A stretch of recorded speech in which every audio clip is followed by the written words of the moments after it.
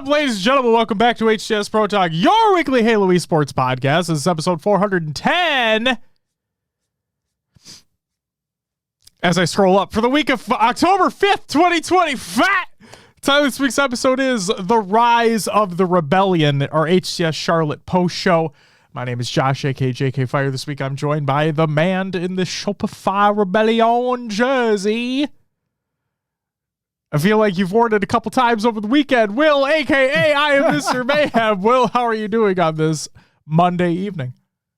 I'm doing well. I have not worn this multiple times over the weekend. You wore the Worlds one. Worlds one, the 20, was that 24 Worlds? Yeah. Yeah. It was just last year. Jesus.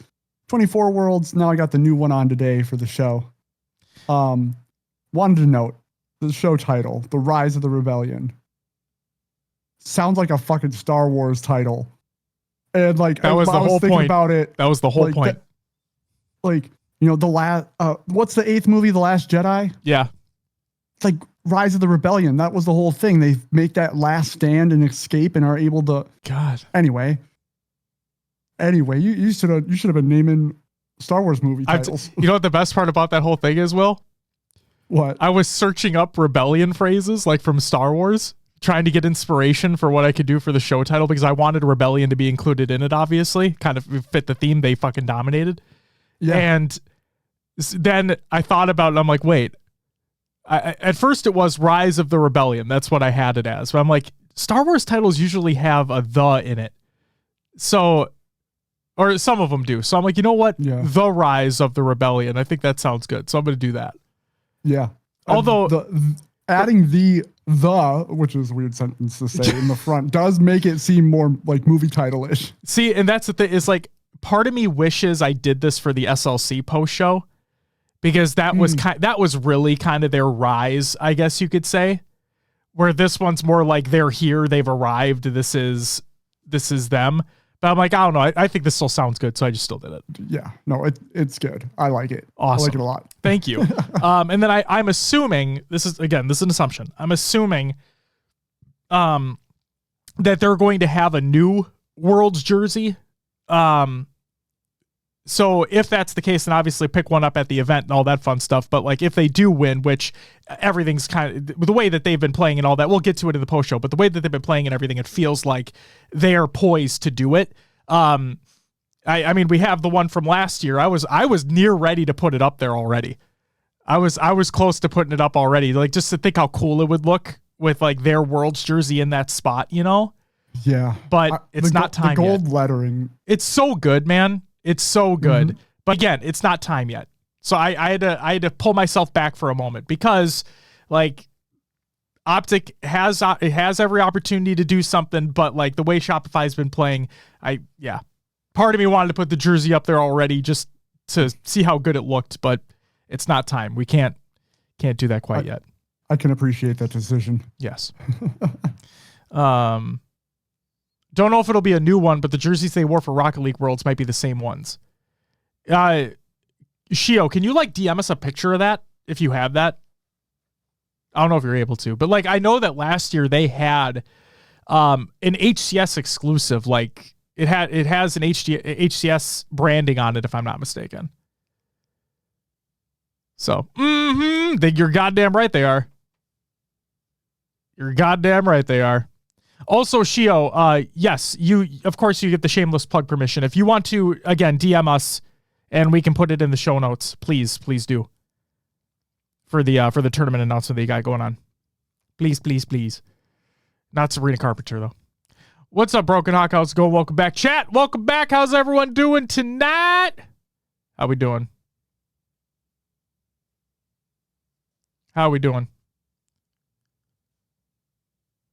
Laird says, fine, America can have the Stanley Cup. If Shopify wins, we get the HCS Worlds Trophy. Fair trade. Jesus Christ. Here's the thing, though, Laird. They have a headquarters in LA. Like, yes, I know they are a Canadian, like, organization as well, but they have a fucking headquarters in LA. Holy moly. All right. Will, do you want to know what's on this week's episode of the show? What do we have this week, Josh? Believe it or not, it's our Charlotte Post-Show for the final major of the Infinite Era. And of course, I put an equal sign instead of a fucking hyphen. So there's me. There's me fucking up. But we have some other things we got to talk about beforehand. So before we get to our topic, let's get into some competitive news. Road to Halo World Championship 2020. This is for September. This is by Tashi. This is the final Road to Halo World Championship 2020 blog post that will be posted on Waypoint. So strap the fuck in. There's just a couple really big things happening here. Ticketing update. All tickets are officially sold out and none will be sold at the door. Okay? If you look at the article, it doesn't state that, but that is the facts at this point in time. Because the article states that there were additional tickets that went on sale last week, but those tickets sold out immediately. Okay? Tickets are sold out. There will be none sold at the door. If you are continually refreshing Eventbrite, there may come a very random chance where you're able to purchase a ticket. If you are able to do so, then yes, that ticket that is shown there is available for purchase. Typically what that means is that a refund had been processed for somebody else, which freed up that ticket to be available for somebody else to purchase. But the full allotment of tickets have already been distributed. Okay? So if you missed out, you weren't able to purchase one, no more are going to become just available willy-nilly by the HCS. Okay? So there you go. Oh, Absent, I'm looking forward to it, man. It's going to be a great time. Halo Community Stage. The community stage at the Halo World Championship holds a special place in our hearts, and this year is no different. If you've been following along, you know that we'll have panels for Steve Downs and Jen Taylor, the voices of Master Chief and Cortana, respectively, panels to celebrate anniversaries of Halo Reach and Halo 5 Guardians, Cannon Fodder Live, cosplay contest judging, and of course, playdates where you can get on the stage for some fun matches yourself. Back in June, we let the community know that we'd be continuing the conversation from last year's World Championship and the A New Dawn video and sharing more about what we've been working on. Like last year, we will be on the main stage to talk about it, but this year, we've also got a deep dive panel planned for the community stage that you will not want to miss. Both the segment on the main stage and the panel on the community stage will be going down early Friday afternoon on October 24th at the Halo World Championship. Early Friday afternoon on October 24th at the Halo World Championship. Make sure you're there early so you don't miss a second. LVT put out a little reply to this and states, interesting that the news has been moved to Friday, in contrast to the Halo Studios reveal last year, which took place on Sunday at Worlds, October 6th, 2024. Could you provide any insight into the reason behind this change? And Tashi replied with, ask me that Friday night and I'll tell you. So take that for what you will. We're not here to speculate. We'll wait for the event. When the full reveal happens, then we can talk about it at that point.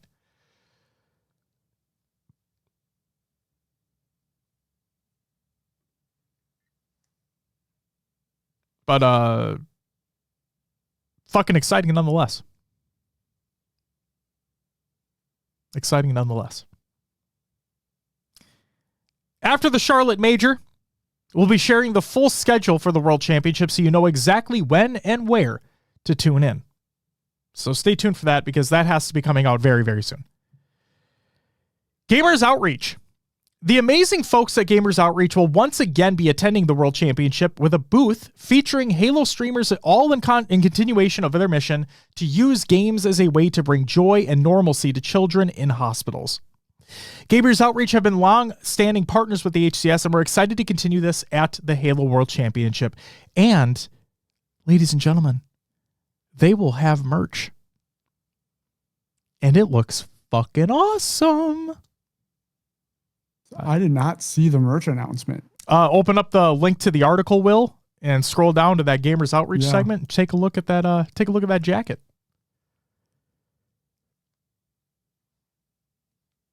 Then we have the Halo World Championship merch.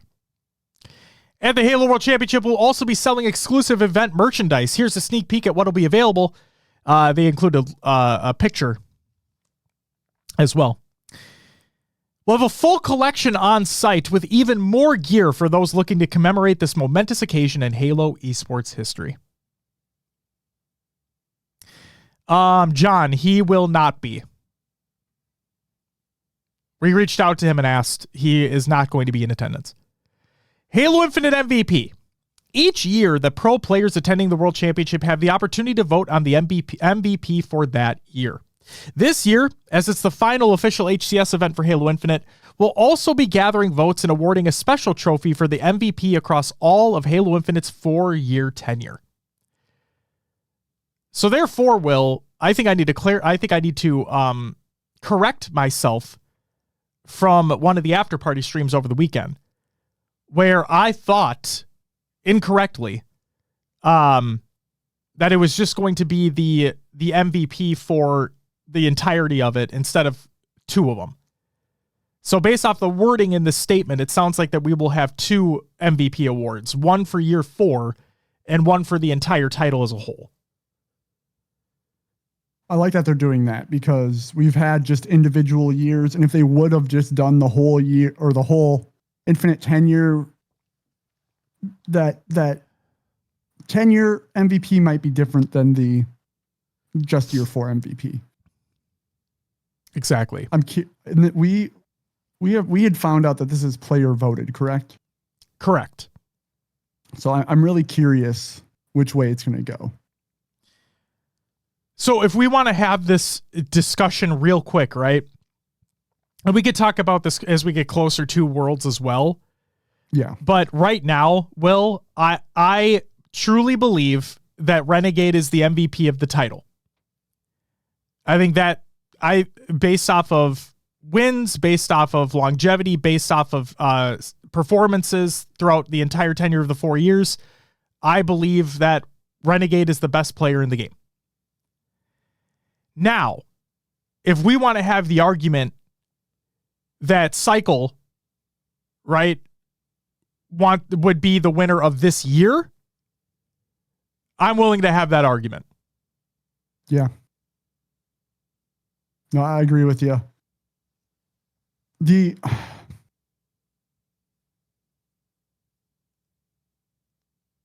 might be a controversial take, and it's a pattern has emerged with Renegade, right? Sure. He gets on a team. Things work out well at first, but then things fall apart. He leaves, gets on a team. Things work out well at first, start to fall apart. He leaves. And, he is leaving for better situations, getting better teammates. But why is it his teams always have inner turmoil? Oh, I don't think it's him. I don't think it's him. You don't think it's him? I don't think it's him.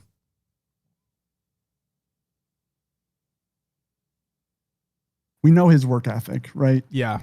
So it's a pattern with teams he's on. So that's where the question comes in, I guess. But that's the thing. We don't know for sure. But it's something that's crossed my mind. Why is it always the team he's on? And if it is the other teammates, then it's unfortunate that keeps happening to him. Right? Yeah. I think something I look at when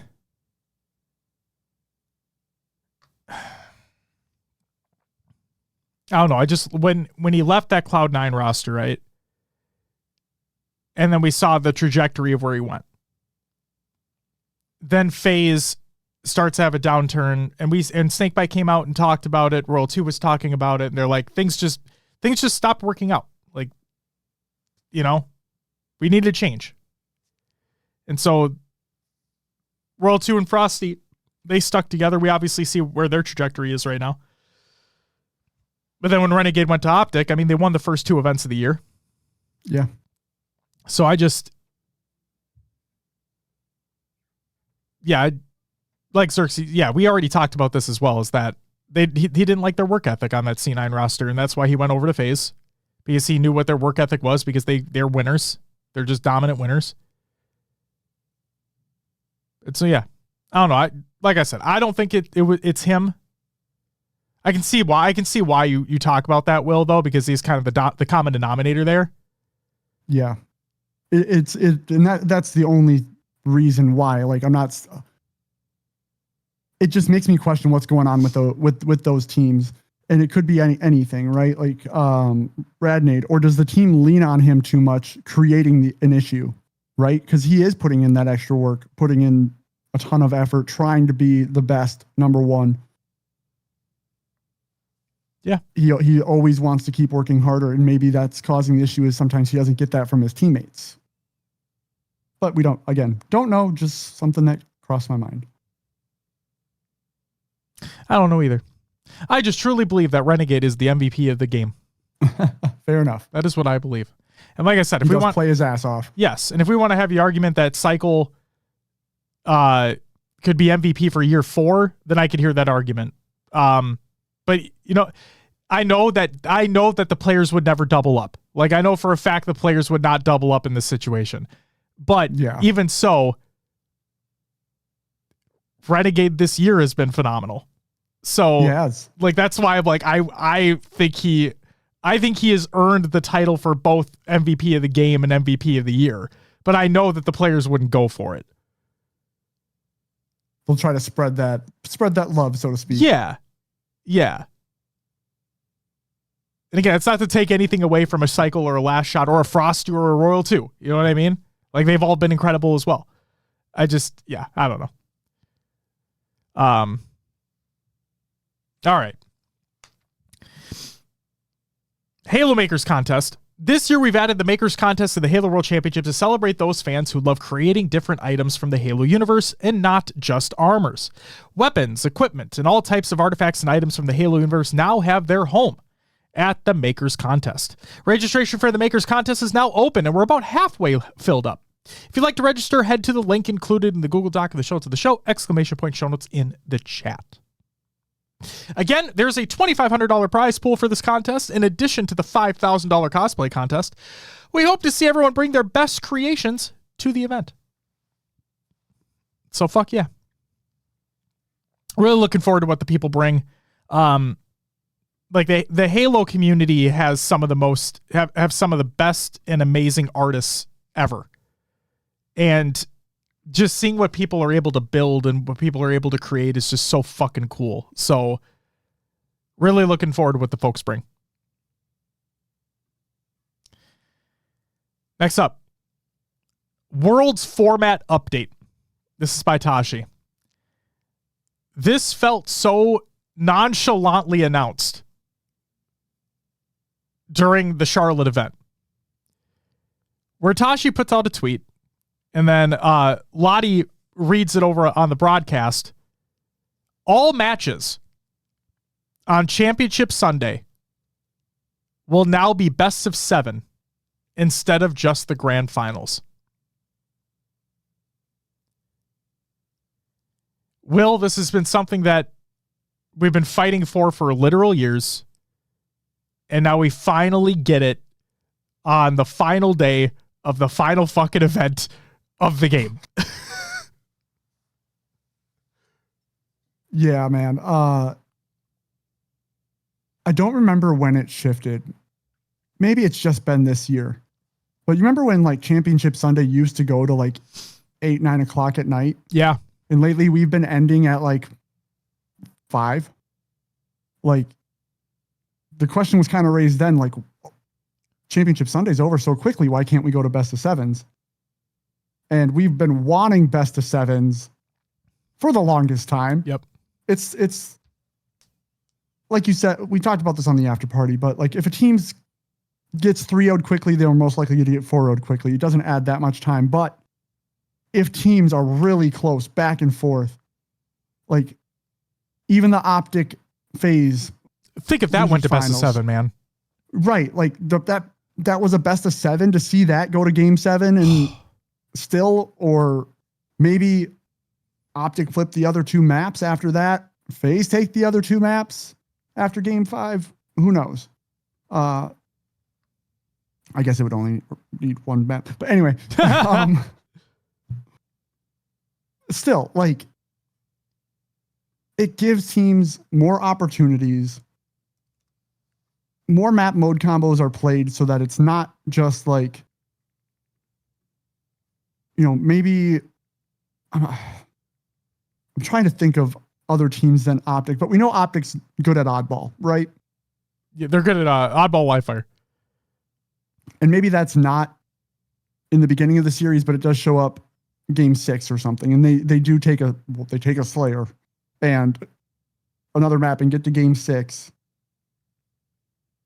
And then that's the mode they're dominant on when they maybe their enemy played another one of their dominant modes early, or a couple of their dominant modes early on. Mm-hmm. It just creates more tension, more possibilities. I'm excited for 7 games. I'm super excited as well. All jokes aside of this, like being the final day of the final event of the game, like we finally get this thing. In a reply to that tweet, Tashi was talking about how they've been trying to pursue this for months. And so it sounds like what people don't understand is that there is a lot of work that goes on behind the scenes to ensure something like this can even happen in the first place. That's why they don't just come out and announce things well in advance, because sometimes it takes a long time for these things to happen. And Justin says, listen, no protests here about the 5 p.m. end times, but yes, best of 7 for winners final, loser final, and grand final. And that's the best part, Justin, is that if Sunday continues the way that it has been for the other events, then we may also get like loser semis on a Sunday. And if we still get loser semis on a Sunday, then that means also that'll be a best of 7 series. Okay. And that would be really, really fucking cool. So we're looking at for sure 4 best of 7s, potentially 5. No, we're for sure getting 3, potentially 4. Because it goes losers, semis, winner final, loser final, grand. And then a reset. Oh, true. If there is a reset, yes. Yeah, I'm sorry. I thought you just meant like in general. My apologies.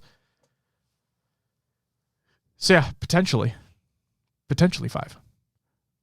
1, 2, 3, 4, 5. But this is, and I've seen a couple people out there say, oh, it's just because they want Optic to win. And I'm like, and for the record, like, I'm not making fun of Thug Nasty. He was joking about it. Like, I'm not making fun of him in his reply. Like, there were genuine replies thinking like, oh, this is because they want Optic to win. It's like, no, they just want more opportunities for the best Halo to be showcased. Like, that's what they want. Like, did you guys watch the LVT LAN? Fucking best of 7s. Oh my God. It was incredible. It was all I ever wanted. And now we finally have it for the final day of the final event of the game. But we got there. Shio, Jesus Christ.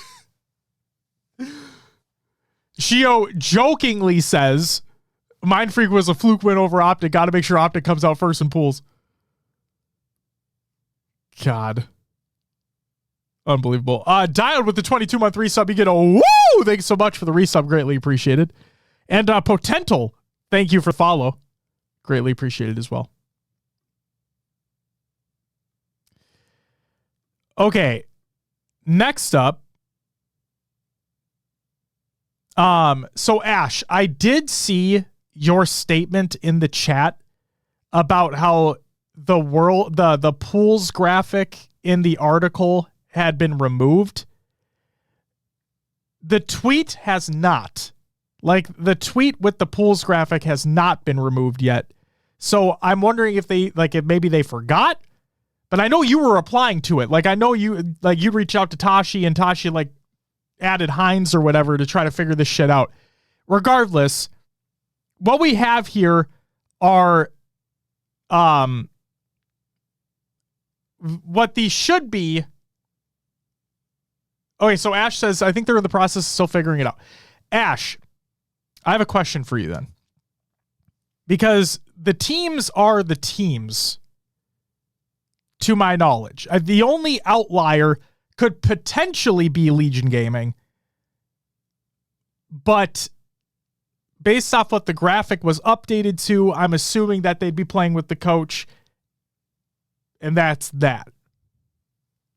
Am I wrong in that assumption? I know, I guess nobody really knows until it's official, but like, you know what I mean?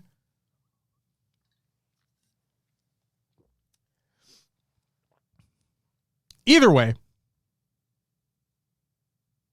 Okay. Not wrong. Teams are teams. Perfect. Beautiful. Therefore, ladies and gentlemen, here are your potential pools for Worlds. I put potential there because they are still working on things. And like Ash says, placement may be a little different because of points. Okay, placement may be different because of points there. Either way, here are your potential pools for the World Championship. In Pool A, we're going to have Shopify Rebellion, Akave Esports, LG, and Legion Gaming, with Jagged Cloud in place for Gunplexion. In Pool B, FaZe Clan, Are you ready? Cloud9, and SWAT LATAM. In Pool C, Optic Gaming, TSM, Complexity, and Unreal Nightmare.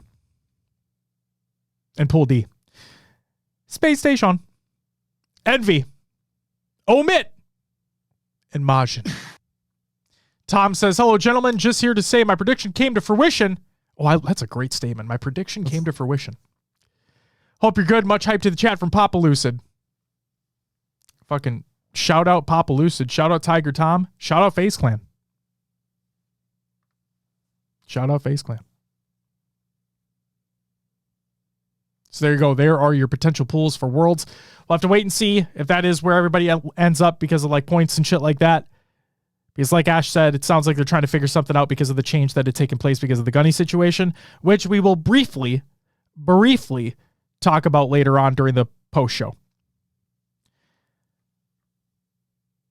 But we're going to kind of hint at that right now because that's it for the competitive news, which means, Will, it's time for Rostermania! Going into Worlds, this will probably be the only major piece of Rostermania because teams are already locked. But with Legion Esports, Gunny DQ'd from Worlds, Jagged Cloud to step in as a sub, so the team will be Uzi Zuzi, Little Gators, and Jagged Cloud. And as Josh said, we'll briefly touch on the whole situation a little later in the show. That's right. Mini Berserker, thank you for the follow. Welcome to the live show. With that, it's time for your upcoming tournaments of the week presented by NoobCombo.com. Check out NoobCombo.com for all your Halo esports needs. There are some tournaments kicking right off during this weekend as we are ramping up to Worlds. We have a few here for you. On Friday, October 10th, we have the Cloud9 Domination 2 $5,000 open tournament. Pretty fucking cool. On Saturday, October 11th, we have the FFA Prep Tourney number 3 hosted by Obsidian Storm and Valerian. And we have the hotly new announced For the Throne Women's FFA by the Women of Halo and Complexity. So congratulations on the collaboration that they're going to be doing there. They have worked with Complexity before, and that was a fucking banger in and of itself. So really excited to see what this tournament brings to. And yeah, shout out Complexity for stepping in there and helping out Women of Halo with this. And I think it's going to be it should be a great tournament. All three of them should be great fucking tournaments. Can we get a scouting report on the coach? Are you talking for Legion? Yeah. So it would be Jagged Cloud. Ash says, shout out to FaZe for actually making a banger HCS thank you montage. Reinforces that there are, in fact, some people there that aren't knobs. Jesus Christ.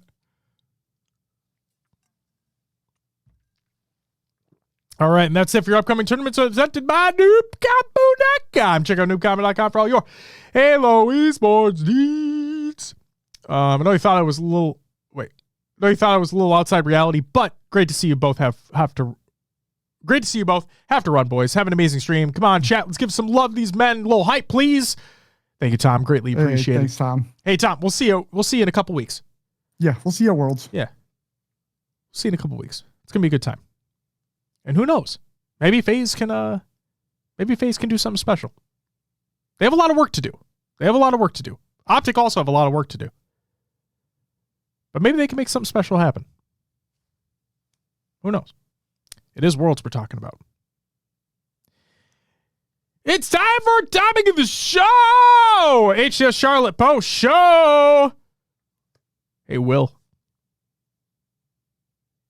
Hey, Josh. Should we go through some results here for these side tournaments? Let's do it. Go ahead and kick us off. All right, some side tournament results. Halo 2 4v4. In second place went to Hive Mind. This was Cleanup FPS, Confliction, Mission Hockey, and Azensi. And take it first was Real Ones, Mines, Havoc, Prawn, and Gunshot. For the Halo 3 2v2, second went to a team called Locked In. And we have one gamer tag listed. The second one was not, so that is J&T Panda. And coming in first was LLH3, which was Invincible and Sentry. Halo 5 2v2 results. Sorry, Josh, I had to do it once. No, I appreciate it. I appreciate it. We need that. If you, I hate that I'm going to say this because of the meme. Second went to 6-7. Really dumb meme, by the way. It is. And it's just because someone decided to make it a thing. Yep. Anyway, Sirion and Common taking second in Halo 5 2v2 and taking first was how I feel about the meme. Shake my head. This was Halogan and Triant, sorry. Tom with the gifted sub. Thank you so much for the gifted sub. You get a woo! Greatly appreciated. Have a great night, sir. Next up, the Halo Infinite 2v2. In second place was Rajan. This was Elspar and Stefano Biscuit. And taken first was Pluto, Mortally, and Halusk. I'm going to say Halusk. Next up, had two Halo Infinite S&D Extraction tournament results. Tournament 1. Second went to CA, and the only gamer tag listed was Kruvu. Yeah. Kruvu and 3 others that we don't know about. And then first went to Land Turkey. This was Ninja Dilly, Nazcast, Lionheart, and Don't Jump. And tournament number 2, second place went to Priority Roofing. I wonder if they got sponsored. I love it though. Even if they didn't, I just love that they just chose that for their fucking name. This was Vision Rocks, Ziggler, Cognis, and Savides. Maybe. And then first went to Chopped Cheese, which was Mailmain, Sarex, the Lil J, and Obese Piglet. If we were still doing the gamer take list, Josh. Yeah, those would, yeah. Obese Piglet be on there for sure. Yeah, let's go Chopped Cheese. That's go a great Chopped team Cheese. name Too. Yeah, shout out Mailman. Congratulations on the win there. Oh my god. I wonder if Obese Piglet and Piggy talk, you know? I wonder if they talk about pork. Will, you want to know something really fucked chops, up? Bacon. No. You want to know something really fucked up? What? So you know how much I love Tootsie Rolls? I do know how much you love Tootsie Rolls. Yeah, like the long skinny ones, the short fat ones, you know? Yep. My fucking, my kid gets off the bus today from school. Okay? This was not, like, this wasn't pre-planned, like pre-talked about, pre-planned or anything. She gets off the bus. And we're just hanging out, we're playing. And she's like, I got candy at school today. And I'm like, oh, what? I didn't get candy. Where's mine? And she's like, yeah, it was this kid's birthday. And I'm like, oh, that's really cool. You didn't save any candy for me? She's like, no. I'm like, all right, Jesus Christ, thanks a lot, kid. And I'm like, what kind of candy did you get? I'm like, oh, well, I got Tootsie Rolls, but I don't like those. So I gave them to my friend. And I'm like, I like Tootsie Rolls. What the fuck? I like Tootsie Rolls. It just, it reminded me, Will, immediately of what happened over the weekend. Like, it immediately put me into like, oh my God, how fucking funny that this just happens in a normal conversation that she had Tootsie Rolls. Yeah, she obviously we talked about Tootsie Rolls on the show. She had no idea or relation to that. And then there's a Tootsie Roll incident, I'll call it today. I fucking love Tootsie Rolls. Also, Justin, you can go fuck yourself. You go fuck yourself. You can ban Justin? No. Oh, bet? God damn it. No. But yeah, there's my Tootsie Roll story. So, Will, what do we have for the FFA results here? FFA results starting with 8th place. It was Uncraze. Leaderness took 7th. Mortally in 6th. Furiously in 5th. Nuclear Blaze in 4th. Switch It Up in 3rd. In 2nd place was P7K, and taking home the full $2,000 was V Lego in 1st. Congratulations. And again, for those who don't recall, the top 8 of the FFA do earn travel coverage to the World's FFA as well. So congratulations to all 8 of those players to earning travel coverage to compete in the FFA at Worlds. It's really, really fucking cool. Yeah, that's awesome. Fuck yes. Okay, let's move into the open bracket here. Couple notable series I have. Winner quarterfinal and winner semifinal. Okay, this would lead to determine like which one of these teams going into pool play, right? Because once you get to the winner final, like in the winner side and the loser side. So if you get to the winner final and you get to the loser final, you don't need to play anymore. Those are the 2 teams on each side that made it to pool play. B Shady loves you. Thank you for the follow. We love you too. Delano, thank you for the follow. Apologies for missing that earlier. Welcome to the show. But yes, Legion Gaming in the winter quarterfinal 3-0'd to send Mindfreak to the loser side of the open bracket. And then additionally, Legion Gaming 3-0 to Kave Esports. Now, a little foreshadowing for you folks, or a little spoiler, I guess you could say. Both Mindfreak and Akave made history at this event. And it was Legion Gaming who actually beat both of them in the winner's side of the open bracket. It was, Ronan, is tonight's show just the greatest hits of the last 3 nights? Basically, yes. It's a recap of the entire tournament. So yes, we're going to be rehashing things that were talked over the last 3 nights. But Will, it kind of feels like the tale of 2 sides here, because where Legion, they 3-0 Mindfreak, they 3-0 Akave in open bracket, they get one of the winner's side pool spots. They get eliminated from the tournament via pool play because they didn't win a series to save their tournament there. They have to go through the LCQ. They win the series necessary there to qualify for Worlds. Then the whole Gunny situation takes place. Where Mindfreak and Akave, they lose to Legion. They work their way through loser's side. They make it into pool play. Mindfreak wins their pool. Spoiler alert. Akave makes it far enough in their pool that they get to continue on a bracket play, and they both reach top 8 in the bracket, which means they qualified for Worlds based off their placing at Charlotte. They didn't have to worry about points. They didn't have to worry about LCQ. It's like, it's so fucking weird that a team is, it's not even weird actually. Like the fact that a team can beat them both in the open bracket, it really just kind of goes to show you that a Friday really is different from a Saturday, which is different from a Sunday. Oh, 100%. Xerxes, ironic. They did not lose a single game in open bracket on Friday and then lose all their games in their pool, where Mindfreak and Akave made it out of their pool, and then continued, won a series on Saturday, and got top 8. Guaranteeing top 8. First time ever. Just fucking bonkers.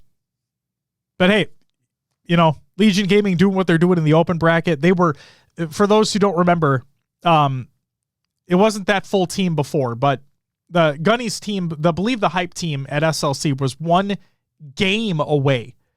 Not just a series, they were 1 game away to make it into pool play at that event. And they actually were going up against the top LATAM team at the time. But they weren't able to do it there. There you go. This time around, they get the Uzi Zuzi twins. They work their way through open bracket. They're clearing everybody. They finally make it to pool play, the first time for these players ever. And through that LCQ, they qualify for Worlds as well. Just the fact that a team going from open bracket, making it to pool play, making it through the LCQ, their first time ever, is just really, really fucking cool. So, I mean, I don't feel bad for Gunny at all, but like, I feel bad for the other players on that team for what transpired, but yeah. So the teams that did qualify for pool play, though, from the winner's side, it was Darken side, which was Kid Nasty, Looney, Super CC, and Suspector, and Legion Gaming, which was Gunplexion, Uzi, Zuzi, and Little Gators. From the loser side of the open bracket, it was, Are you ready? which is Schoolmeister, Rice, Barcode, and Sways, and Akave, which was Leor, Acid, Drift, and Magico. Will, anything else you wanted to talk about with open bracket before we move on to pool play? No, it is kind of funny that the 2 teams that went to losers in open bracket did end up making it out of the pools. But congrats. Like, Dark Inside has had roster change after roster change after roster change for every event this year. Mm-hmm. So glad to see them get back into pool play after their performance last year going into, I believe it was into Worlds, right? They qualified for Worlds last year. Yep. So seeing them get back into pool play was really cool. And then just agreed. Unfortunate for Legion Gaming what has happened and transpired. Another thing, like, I know Tools has been a big advocate for what I'm about to say. Like, I want to like project his thought out there for those who may not have heard it, because seeing the results of what happened from the open bracket here in a pool play, I can see more and more where he's coming from with this take. And if I'm wrong in my paraphrasing here, he can correct me, obviously, but I believe this is what he was talking about, where the team or teams coming from the winner's side of the open bracket should be able to determine what pool they're in. Like, they should be able to pick what pool they get placed in if they come through the winner's side of the open bracket. Because if you look at it, it's kind of funny where the 2 teams that came from the winner's side, they get, not to sound rude, but like they're not able to win a series in their pools, where the teams that came from the loser's side, they're able to win a series in their pool. So like maybe giving an incentive for the team coming from, like the teams coming from the winner's side, the incentive of like, hey, you made it through the winner's side of this. Your additional prize is you get to pick what pool you want to be placed in. And maybe you give the higher seed the first pick, and then you give that second seed in the winner's side the second pick. I can agree. I can see that. Yeah.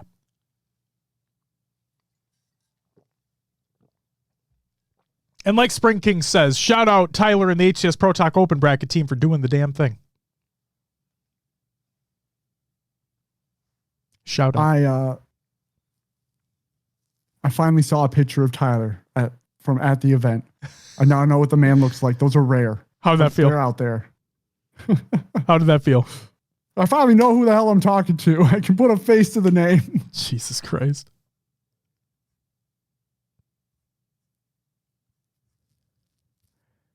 I still haven't seen what he looks like. I need to see a picture. Will, fucking send us the picture. All right. Moving on to pool play. Some notable series here.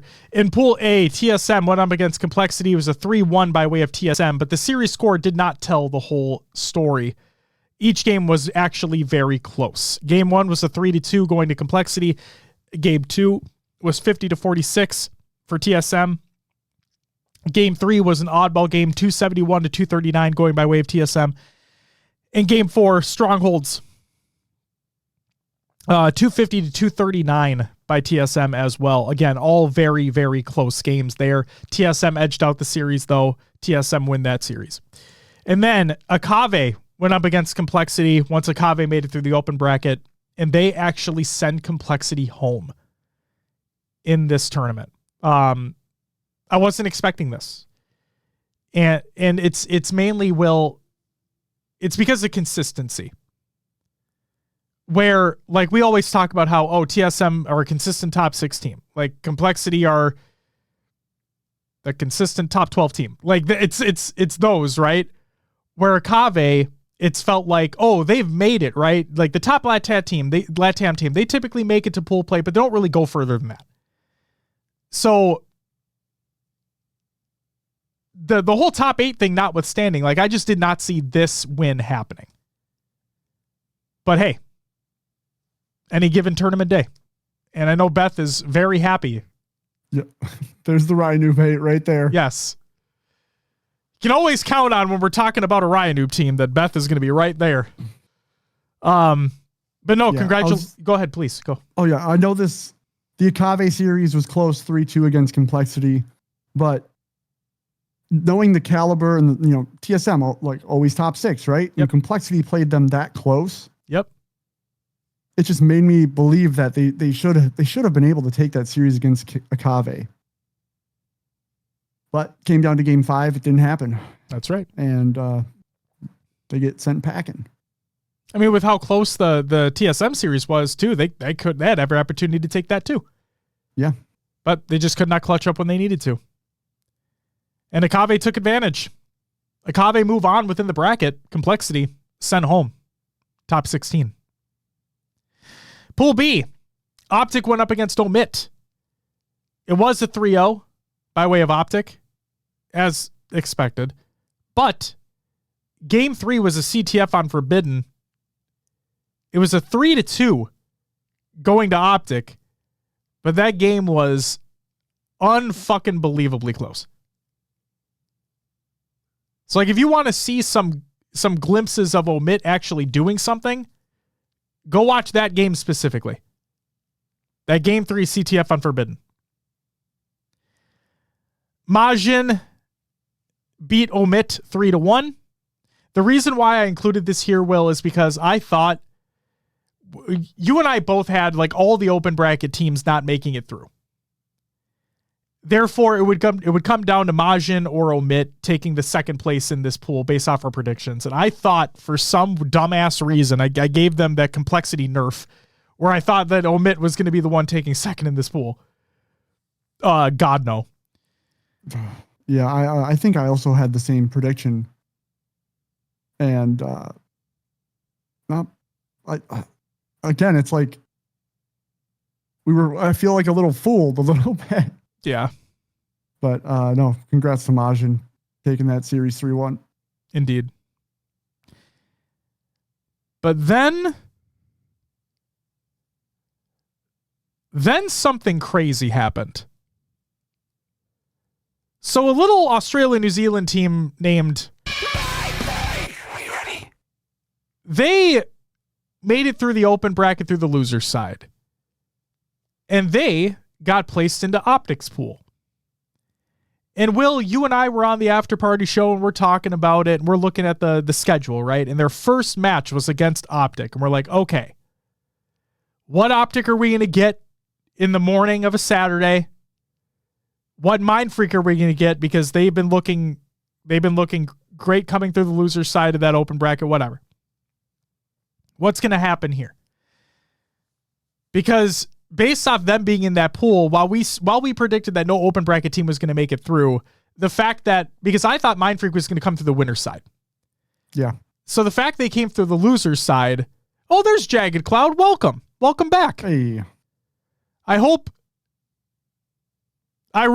everything's okay over on your side of the world there, Jagged. Really, really hope everything is okay. LOL, no? Uh-oh.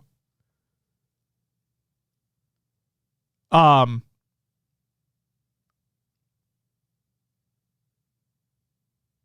I'm scared. Back to Mind Freak. So they, Will, we thought they would probably come through the winner's side, right? So they wouldn't be placed in this pool specifically. They would be in arguably a quote unquote tougher pool, is what I thought.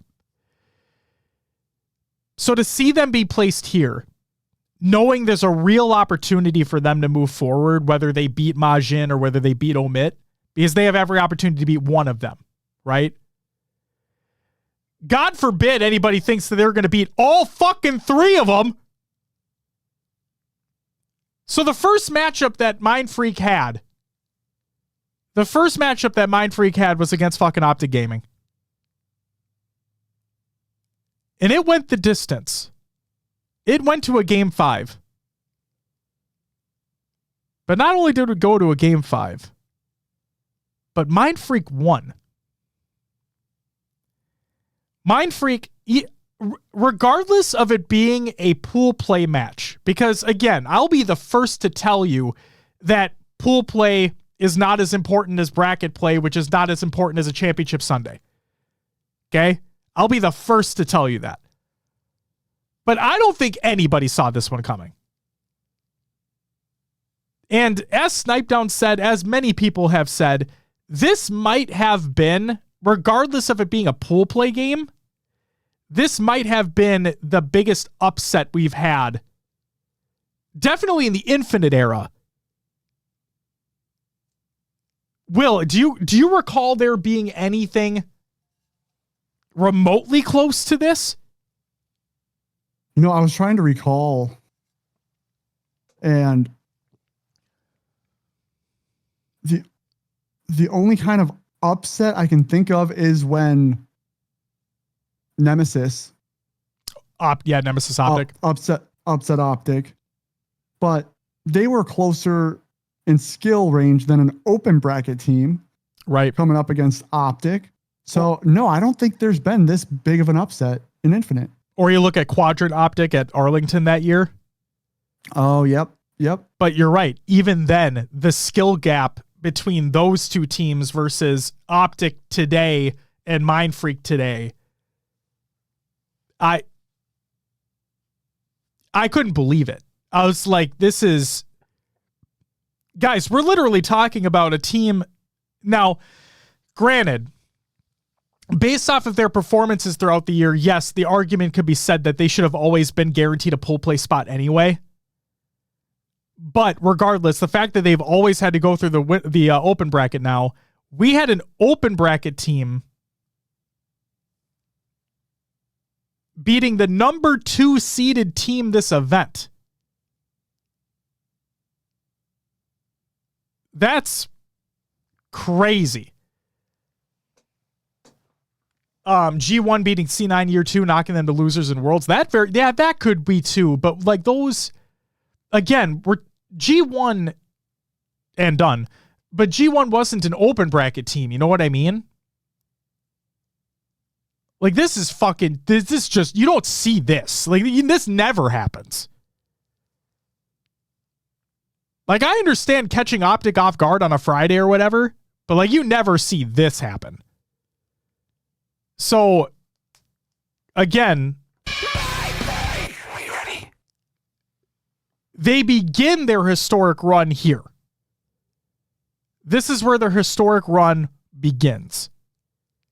They not only beat Optic Gaming, which was unbelievable in and of itself, but then they go on to handily fucking beat Majin and Omit. They beat Majin 3-0, they beat Omit 3-1. And with the absolute upset over Optic, Mind Freak make HCS history, fighting from the open bracket to taking first in their pool. They went from open bracket, the loser side of it, to get into pool play to then win their pool. And I believe that has never happened before. And I know people want to bring up the whole Sentinels thing with Formal on that roster in place of Royal 2. They never should have been in that spot, but it was only because of the Royal 2 situation that they were. So I don't count that. They may have had to play through open bracket, but they weren't an open bracket team. Well, they wiped the floor with everyone. Exactly. So yeah, no. So congratulations to Mind Freak on doing so. That's incredible. Fucking incredible. Moving on to Pool C, Will. Cloud9. They beat LG 3-1. And then FaZe also beat LG.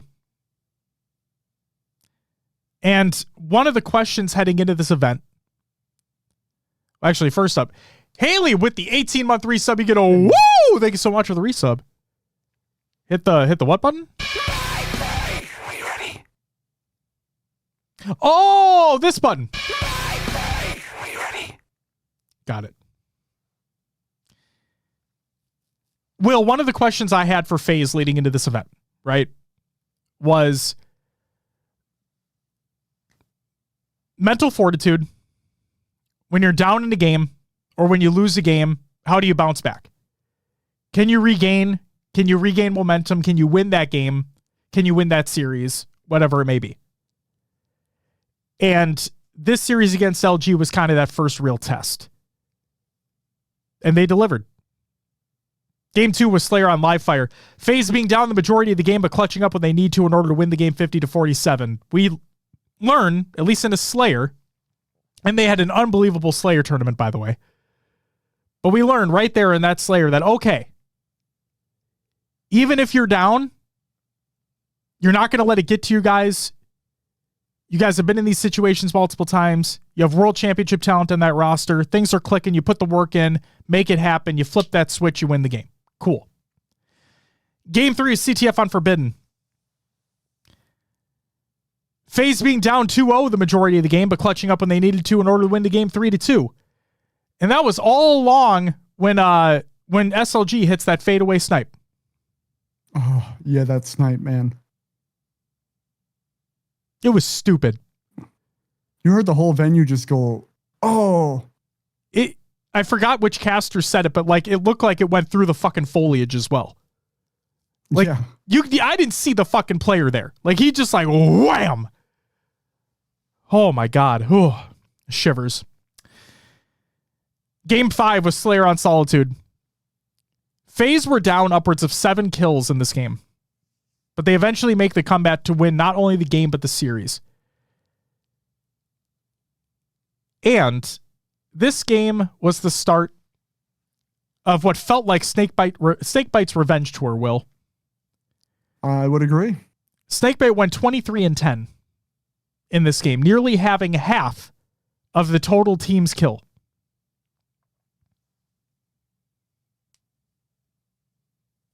Dumpy asks, off topic sort of, but have you ever watched Chris Angel? Yes.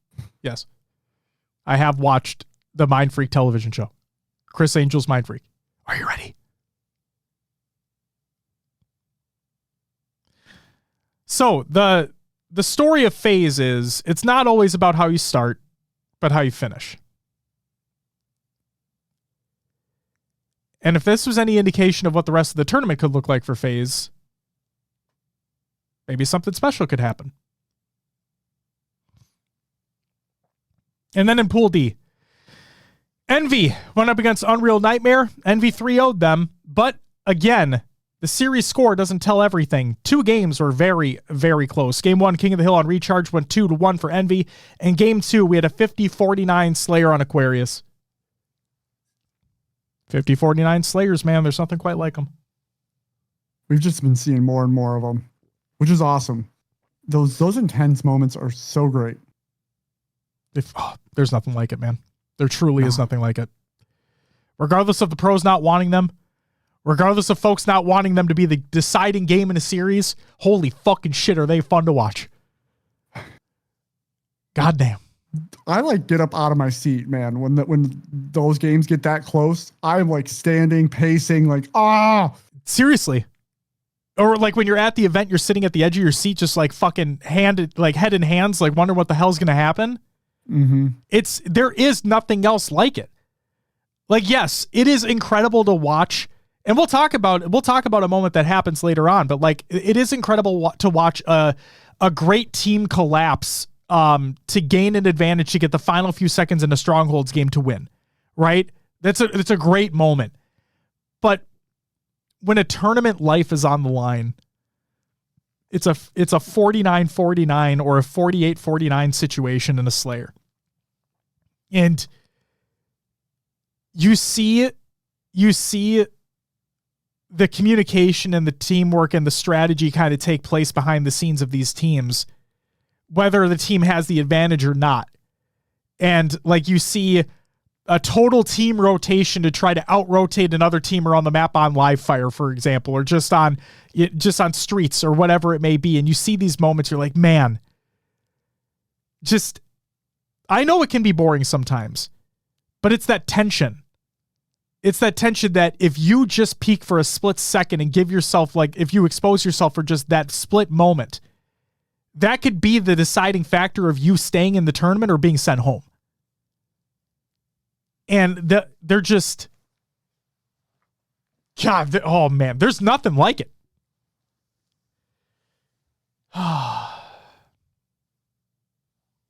But Will, do you want to know what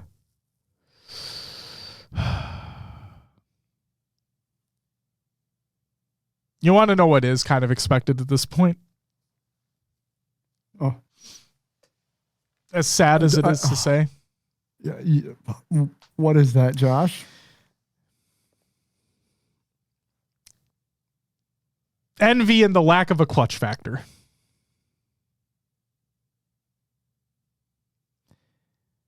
I truly believed, guys. I truly believed that this was going to be that moment.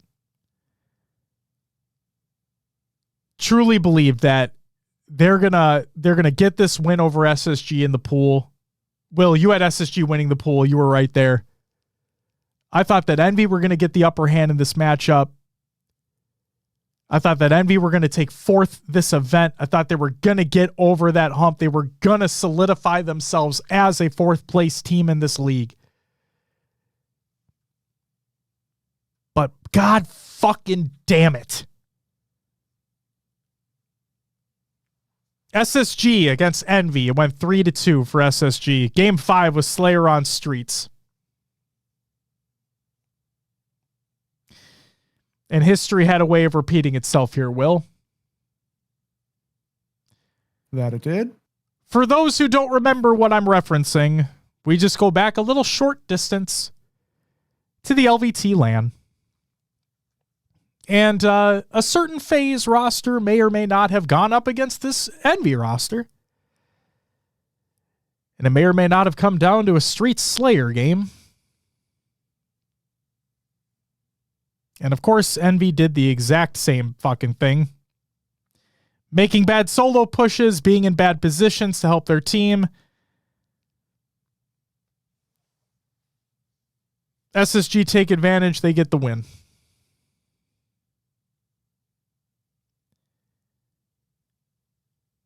Envy, and we saw the statistic as well, like the graphic that they put up on the screen, that they can't win game 5s. It's rough. They just can't. They don't do it. They never win a game 5. So history repeats itself. And Will, we have our pool play standings. Would you like to go through these? Yeah, we'll start off with Pool A. Shopify Rebellion went 3-0. TSM in second, 2-1. And Akave in third, 1-2. Complexity was eliminated from the pool. In Pool B, Mind Freak went 3-0. Optic took second, going 2-1, and then Majin took third, going 1-2, eliminating Omit from Pool B. In Pool C, FaZe Clan 3-0, Cloud9 2-1, LG 1-2, eliminating Legion. And in Pool D, Space Station won that, going 3-0. Envy in second, 2-1. Unreal Nightmare in third, going 1-2, eliminating Dark Inside.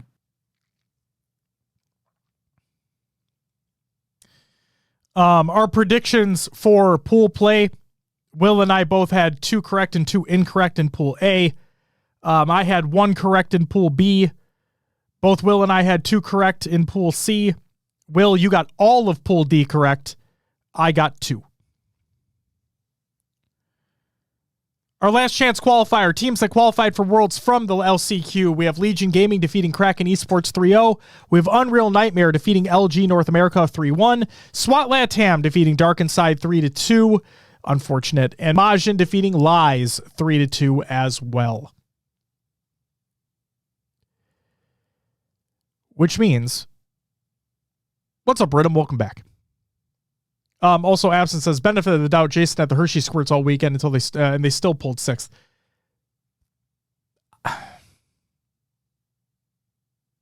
I see where you're coming from, but I look at the Penguin Flu tournament.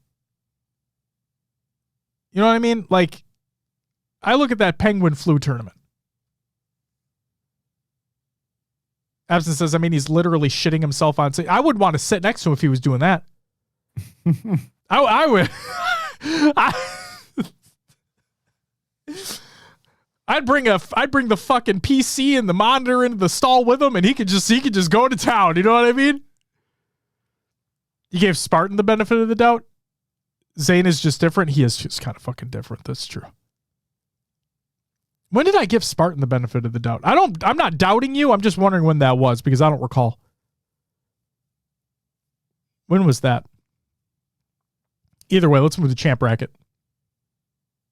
Arlington when he was sick on Sentinels.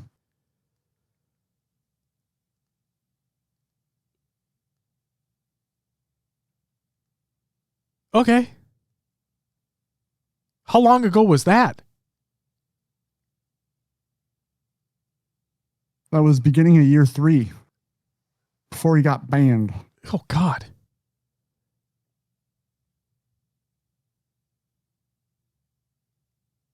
Wait, was it? No, because he was on Complexity.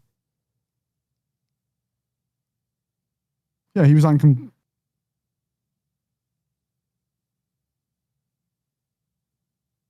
No, he started with Sentinels.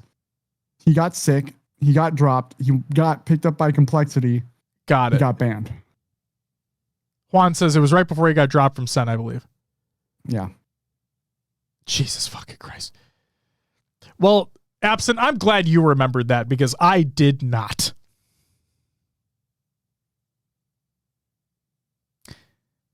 Champ bracket. Notable series.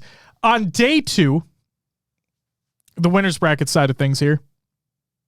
Winners round 1. Shopify went up against Optic because, of course, Optic in a fucking pool play, they can't win every match necessary in order to not have to face Shopify in winners round 1. So, ladies and gentlemen, we have yet another winners round 1 matchup with Shopify and Optic. Shopify send Optic to losers round 1. Oh, we've seen this song and dance a couple times before. Yeah. Yep. Feels familiar. Yeah. Optic have a very close game 1 and a fairly dominant game 2, which is a slayer. They can win them, apparently. But then Shopify turn on the gas. They win the next 2 games, send Optic to lose round 1. Their third instance of this happening in this year of 2020 FAT. And then, motherfucker. Now, granted, FaZe gets second this event, so congratulations to them. But again, winners round 1, FaZe against Envy. This went to a game 5. Will, I'm going to ask you a question. What team can't win game 5s? Apparently Envy. Ladies and gentlemen, it happened again. FaZe send Envy to losers round 1 as well. Winners round 2, Shopify went up against SSG. Holy fucking shit. You want to talk about the difference in skill gap between a Shopify and I'm hesitant to put Optic in what I'm about to say, but you look at the skill difference between a Shopify and the field. This with Space Station being one of those, I mean, they're a solidified top 4 team now, right? You know, with Space Station being there in that solidified 4th place placing, and to see the skill gap between this, like a Shopify and a 4th place team, guys, not only was this a 3-0, because again, series score may not indicate what happened. Not only was this a 3-0, it was an absolute fucking blowout. So much so that game 1 was CTF on Origin. Shopify won it in a minute 30.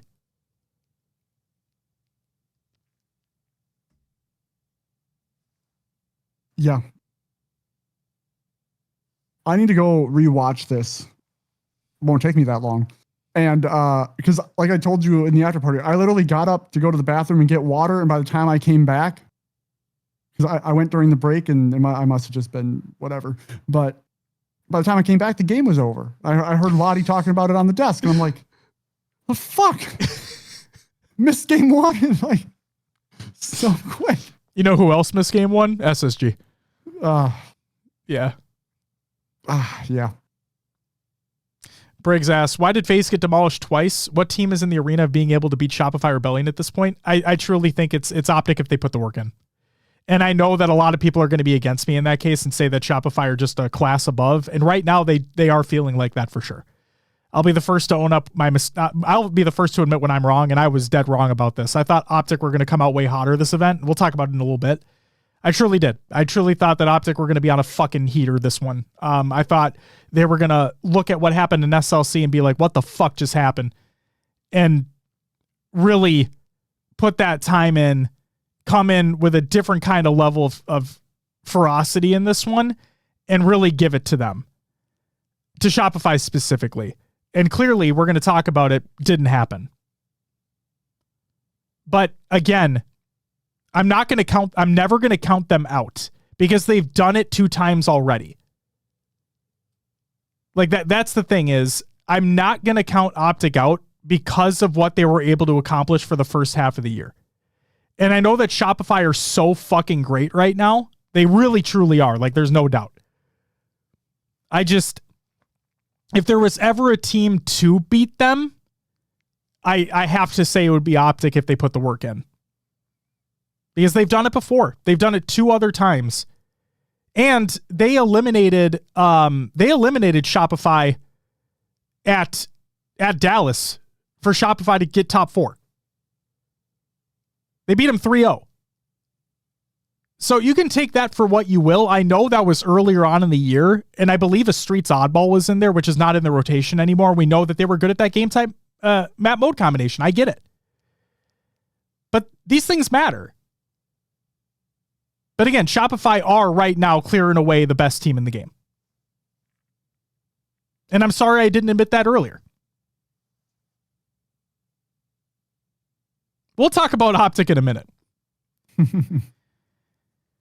FaZe went up against TSM in winners round 2.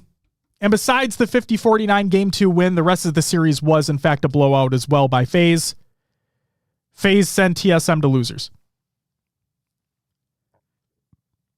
And now, Will, we have another losers bracket run on the line here for Optic, and we have some more history to be made. In losers round 1, we have Optic going up against LG. I've said this before and I'll say it again. Like the other teams who had to succumb to playing Optic in losers round 1 in the earlier events of the year, that was TSM and Complexity. I won't be holding this loss against LG. I don't think they were planning on playing Optic right away. It's the way the cookie crumbles. Yeah. And I will say with these players' success against Optic early on in the year, winning against Optic in pool play. That's just pool play, but it did make me nervous for Optic going into this game, knowing how they had started off their Saturday. I can completely understand that this squad might have a chance, but Optic shut that down, got the series win, and move on. Absolutely. So Optic are going to continue their losers bracket run, and we knew what happened the last two times this has taken place over the year. Fulcrum, yes, we did cover the open bracket earlier in the show. Probably not to the extent that people may have wanted. We didn't cover everything in the open bracket because a lot of fucking teams, but yes, did cover the 4 teams that were coming through. Then we have Akave going up against Cloud9. And ladies and gentlemen, I wouldn't expect this outcome. History is made for the LATAM region as Akave continue through the bracket, eliminating Cloud9 with a top 12 finish and guaranteeing top 8. Akave eliminate Cloud9 in a Game 5 series and went 3-2 for Akave. Again, incredible. Another history-making event. And I love that, like you talked about before, the pool play spots got removed for LATAM and ANZ. Like they're showing why they had those spots. Absolutely. Xerxes says, to be frank, that Origin CTF was crucial and Renegade took over. It's almost like he's the MVP. Moving on. Cassius says, I'm trying to figure out Shopify lost the first 2 lands the way they've been playing. They've gotten better over the year. That's the thing. They weren't playing this well at the beginning of the year. Nope. And Optic, they weren't playing well right away. It took them going through the losers bracket the way that they did in Arlington and Dallas to then have that momentum going into those later matches on Sunday. And knowing what those players are capable of doing on a Sunday, I think context matters, right? Like SSG last year went on an historic run in terms of tournament wins. They only lost 1 major of the year. And that had Bound and Legend on that roster. So when they go from there and they go to this Optic team and Formal builds this team, right? And Renegade comes over, they are destined to, they're destined to on paper win. So at the beginning, when they have a couple rough patches, right, and they get sent to losers, it's like, oh, this team fucking sucks. Like, what's going on here? Things aren't just gelling. What the fuck's going on, right? But when they start making that losers bracket run, it's like, oh, shit. And then we got to Sunday, and it's like, oh, we know what these guys do on Sundays. I mean, Formal typically gets second, but besides that point, all jokes aside, and they play against Shopify in their grand final. And then it was just, okay, Optic have arrived. They're here. This is what we expected them to be. This is it. This is all the talk during the offseason. This is it. And then in Dallas,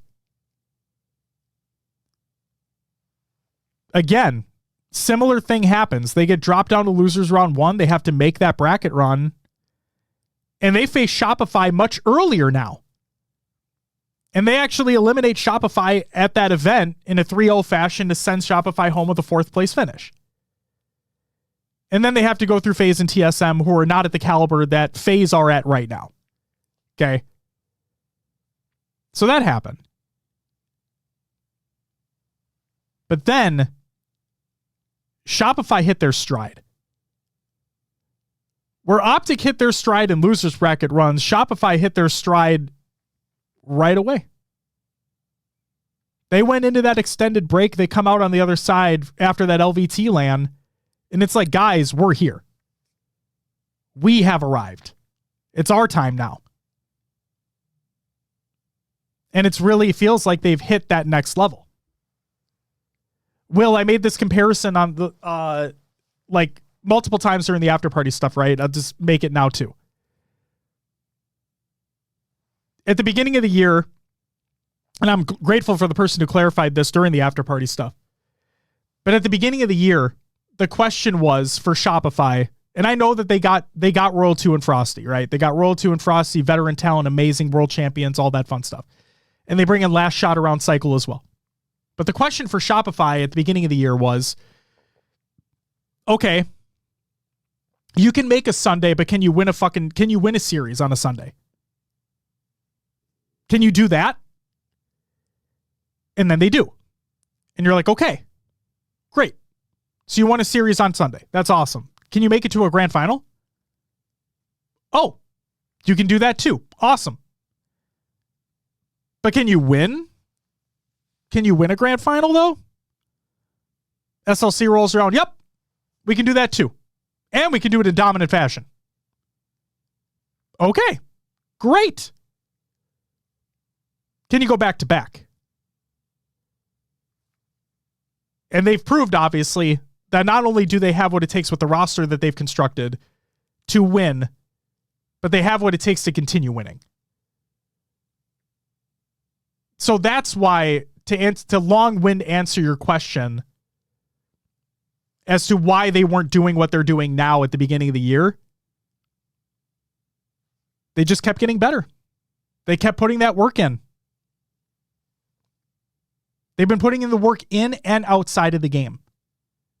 Their teamwork, their vibes, their skill is all unfucking believable. And that's why they're in the spot they're in right now.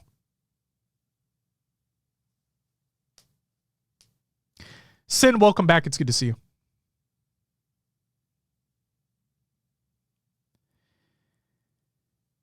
The other piece of history that was made was Are you ready? going up against Unreal Nightmare. Are you ready? Get a reverse sweep against Unreal Nightmare, where history is made yet again, this time for Australia, New Zealand region, as Are you ready?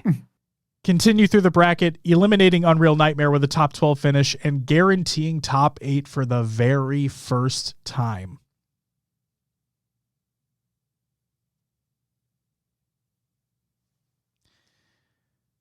Will, what else is there to say, man? At this point, I don't know.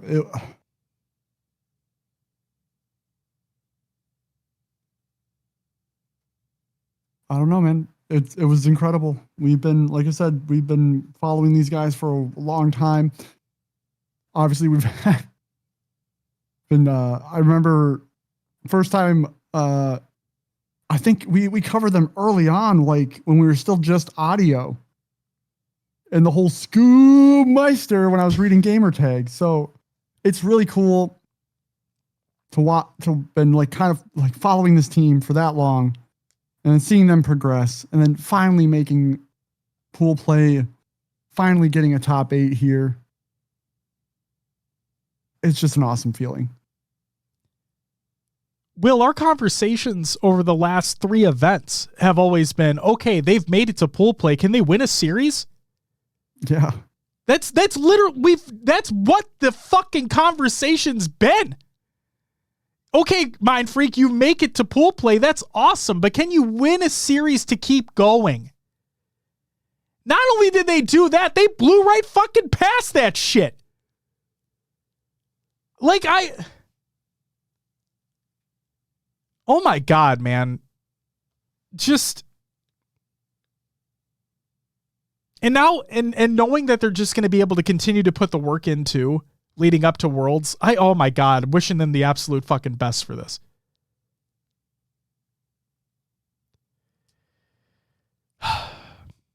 Unfortunately, for both Akave and Are you ready?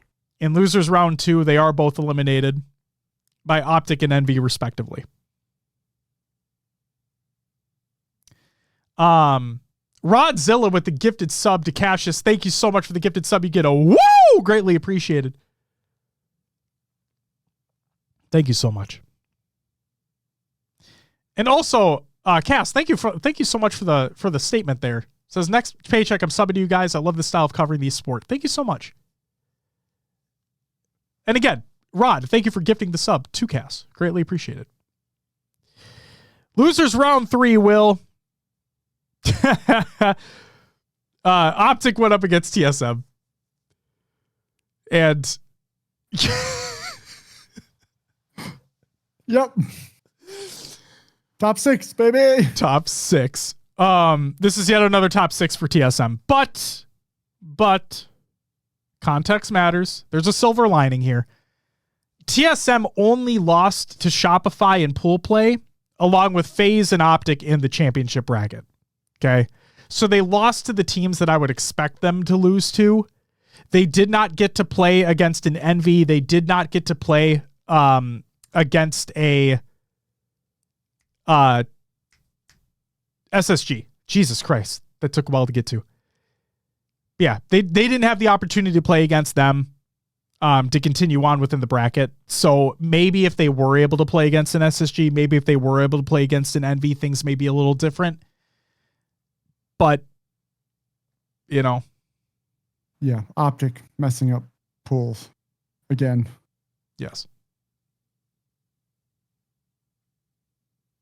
I subbed to look at Josh and Will uninterrupted by ads. And just so people understand as well, I feel like we haven't had to say this in a long time, but if you are getting ads on our channel, please understand it's not an us thing. Like, it's Twitch doing it. We never, like, we're not doing ad breaks or anything like that. This is all up to fucking whatever their discretion is. We're not seeing the revenue from it. So I'm sorry if that's what they're doing. Yes, our Twitch ads are turned off. Yes. And now, Will, it's time to move on to Championship Sunday. Losers semis was Optic against SSG. We have the self-proclaimed 2 individuals who say that they are the only ones that can beat Optic Gaming. Jokes or not, I don't fucking care. This is put up or shut up time. There was talk about, Will, there was talk about how apparently SSG, like, were arriving early to the venue and whatnot, like trying to get reps in, trying to get prepared for this matchup, trying to show that, hey, we can hang. But unfortunately, it's not the case. Game 1 was King of the Hill on recharge. Optic win the game 2-0. Renegade went 21 and fat. Insane performance. Insane. But again, stats aren't everything. As we were about to indicate why stats are not everything. Formal had 1 kill. Not so insane performance. Yeah. But I will say, like, Formal tweeted after that series, it was like, best 1 in 11 you'll ever see. Now, Will, you could kind of look at this 2 ways, right? The sheer dominance by Optic to allow a player to have 1 kill and still win the game 2-0. But then on the flip side, you have SSG, who allowed the opposing team a player to get 1 kill and you lose. Renegade had all of his kills.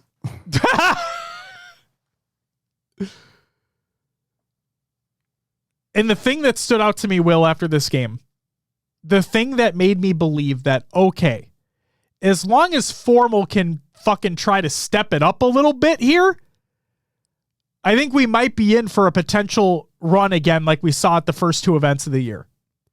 Because at the end of that game is something that we saw that we haven't seen, I believe, in half a year. All of Optic were smiling and laughing at the end of that game. I truly do not believe I've seen the players of Optic smiling and laughing ever since DreamHack Dallas. But at the end of that game, when you saw Formal's breadstick, And everybody on the team, like Formal was joking about it. All the players were laughing and having a good time. I'm like, okay. Are we back? Like, is Optic actually back now? I know that a Champ Sunday Optic is a fucking monster. Like, we understand that. But, like, this feels a little different. This feels good. Game 2 was Slayer on Solitude. The shutdown of Camo by Optic, not losing a single kill to it. The communication by Renegade, telling Bound to continually stay back and get him in correct positions and allowing for teamwork to flourish. Legend with a 12, 14, and 5 performance. That's 14 assists. Renegade with the 22 and 5 performance. An Optic win 50-33. I know it's SSG we're talking about. Okay, I understand. But again, these wins feel good from a perspective of, okay, maybe they can take it to Shopify. Maybe this is the team. Maybe we can finally do this again, where we actually have a back and forth grand final. But I'm also getting way too ahead of myself. Game 3 was oddball on live fire. It was absolute team domination because this is, in fact, Optic's bread and fucking butter. The way that Optic were able to flow around the map at will. The way that, as the casters were talking about, they love to just retain A holds because they don't want the ball to be played. The way that they were able to just break down SSG trying to get tower holds, even though they were trying to play the ball, preventing them from being able to play. Optic picking up and continuing to traverse around the map at will. The way that they were one of the best. Yeah, you guys can laugh about the a-hole joke all you want. I don't care. The thing, Will, that really stands out to me was what the casters were talking about with like the transitional holds around where Camo spawns. Being in that position, having a player roam around dummies, having a player roam around like scoreboard and inside of A, and really having the map presence that make it so a team has to fucking push all the way around the map to try to get to you is just, when you see that type of hold executed well, oh my God, man. It's like it's a masterclass of watching a team play. Yeah. I did realize during that map with, you're right, the transitional holds, moving the ball around so that realistically they had the best position possible. And I saw a couple times, like the team collapses on A, gets the kills. A player flies towards dummies to block that spawn. And it makes sense. You keep spawning on B. There's not a lot of good routes to the power-ups and power weapons. Sure, they can pick up stickies on front B, but the way Optic was just to be able to, they shut down everything. I don't know. They ran that game and it was incredible to watch. Absolutely. Cass says, on the flip side, if ABG was still on that team and had the same stats in a win, he'd be crucified. And that's the thing that, Cass, that's the thing that I hate, right? This is why we don't try to emphasize stats. It's why we don't try to emphasize statistical performances, because stats do not tell an entire story. It's the fact that when APG was on that team and Formal on that team now, right? It's the other things that a player is able to bring to that team, which makes them different, which makes them special. Obviously, like, I know this is going to sound stupid as a sports comparison, but Will, as we've talked about, it really is those intangibles that a player like them are able to bring to a team that can separate them, like that can separate a second from a third place finish to a first place finish, whatever it is. It's why I fucking hate when people just emphasize, like, you go to Reddit and you see a post where, APG had this stat line, he's fucking washed, or Snakebite had this stat line, he's fucking washed, or Eco on SSG. I've seen that so much this year. It's, guys, watch the fucking games. Just watch the games. It's crazy, man. It's crazy. I'm not saying that stats can't help in telling a story, because they definitely can. But I just, like, if you look at that game, that King of the Hill, where Optic won at 2-0, Formal had 1 kill. You just look at that stat line, you're like, oh my God, like, they're going to get fucking destroyed. But then if you go watch it and you watch the stream and you see that they're all fucking laughing and having a good time after that game, it's like, oh, they don't care. They're laughing it off. They're joking about it. It's on to the next one. Who gives? And they won. Like, fucking, who gives a shit? You got to watch the games. Not saying that stats can't help, but stats aren't everything.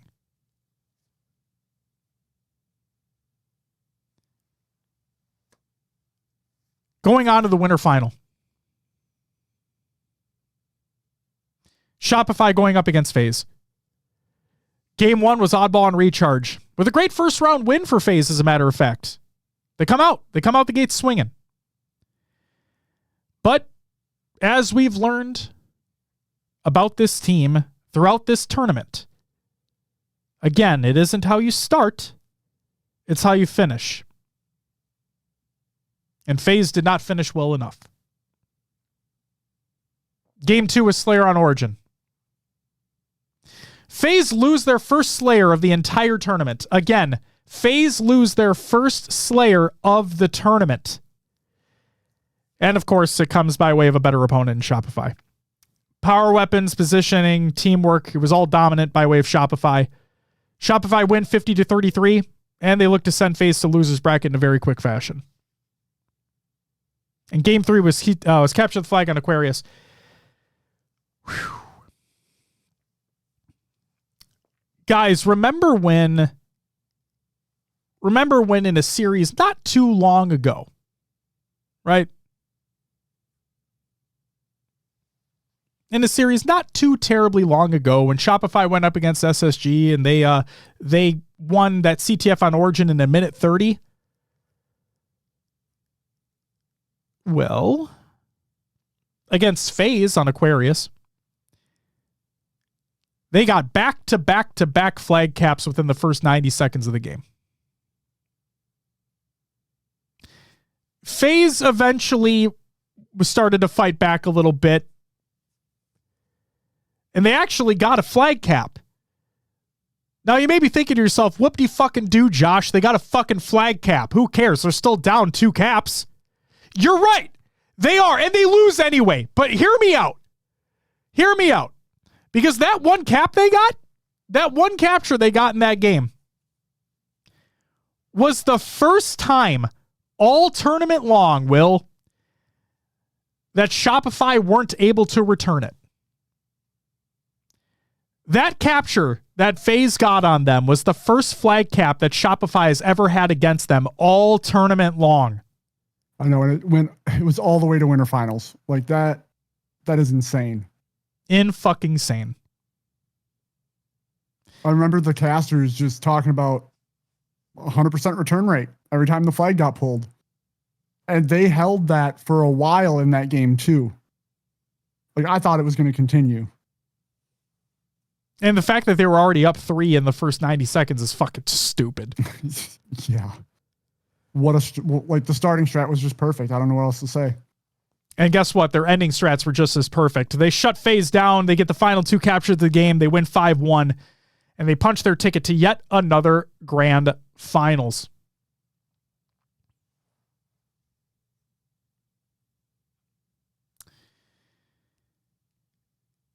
And again, the story for FaZe was it's not about how you start. It's about how you finish. They may not have finished that series very well. But I was very surprised and genuinely, regardless of my prediction of having Optic win the whole thing, I was genuinely surprised and very happy of what FaZe were just about to do. Ladies and gentlemen, your loser's final was FaZe against Optic. And this was, hands down, the best series of the entire event. Game 1 was capture the flag on Forbidden. And it turns out FaZe are still somehow able to close out games. They win 3-2. Game 2 was Slayer on Streets. Optic maintained a lead throughout. It was very close, 50-47. Turns out Optic can still win a Slayer. And also, if I'm not mistaken, Will, that was FaZe's second Slayer loss of the tournament. Yeah, only their second. Game 3 was Strongholds on Recharge. Again, another incredibly back and forth game up to the very, very final moments. And this is the one that I teased earlier on in the show, Will. Yes. FaZe were poised to win. They had everything going in their favor. They had the slays, they had the captures, they were scoring points, and they were on the verge of winning. But a Strongholds game isn't over until it's over. Until that score hits 250, the game still goes. Optic had one play left to go. They had one final opportunity to shut FaZe down and win this game. And they executed it perfectly. It was a textbook collapse onto A from Optic that led to an eventual all dead on FaZe, the triple cap, and the win 250-47. Legend was sitting top glass. His goal, his one role was to make it so he gets the player weak in A. The player who's sitting top A cross swoops in, gets the kill, gets the capture. Players on FaZe die all around. They get the triple cap. They win the game. Absolute thriller. Game 4 was King of the Hill on live fire. Will, you want to talk about that last hill by FaZe? Oh, man. Yeah. So this, again, back and forth, right? I can't remember if it was Optic or FaZe who capped the quote-unquote, like, sixth hill of the game. But the last hill, FaZe get control. They get the slays. They take control of that C-plat area, and then it was just held down perfectly for the remainder of the game. Optic tried a couple different routes. They were sniffed out. FaZe got the early damage down, cleaned up kills. It was beautifully executed by FaZe to be able to hold that C side of the map. And you talked about it earlier. Now, Optic's usually really good on oddball live fire. Mm-hmm. I wonder if they are more, they have practiced that A side more.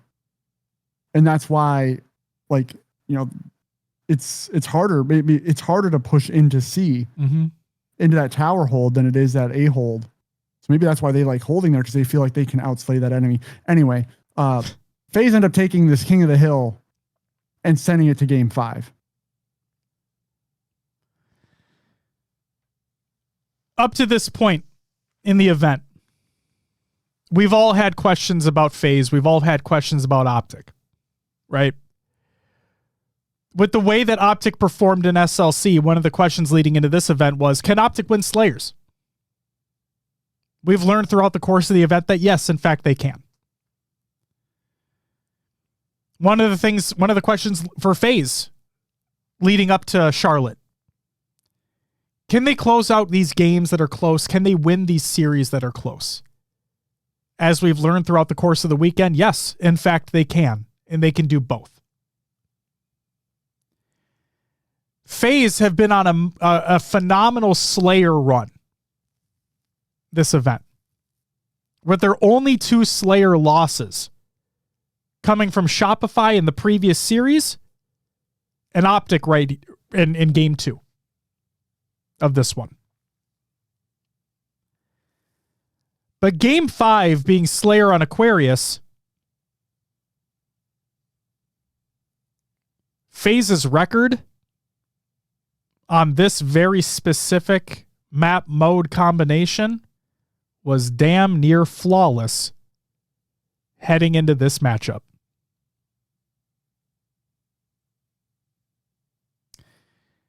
Not only did FaZe win this game, but I'm just going to read literally what I said during the after party because I have it typed out. They did so systematically. They tore down the green wall brick by brick. Every time Optic tried to move around the map, FaZe were ready. Every time Optic were on the back foot, FaZe were able to capitalize. And the way FaZe were able to stay alive in desperate situations to allow teammates to move into place and continue to put on pressure on the players of Optic. It was all the time. Will, there were so many moments during this game specifically where I saw the players on Optic try to, like, if they're being trapped, right? If they're being trapped in their base, and we saw the players try to rotate around towards Fridge, literally, as soon as two players started moving, there were bullets into them like right away. And I'm like, oh shit.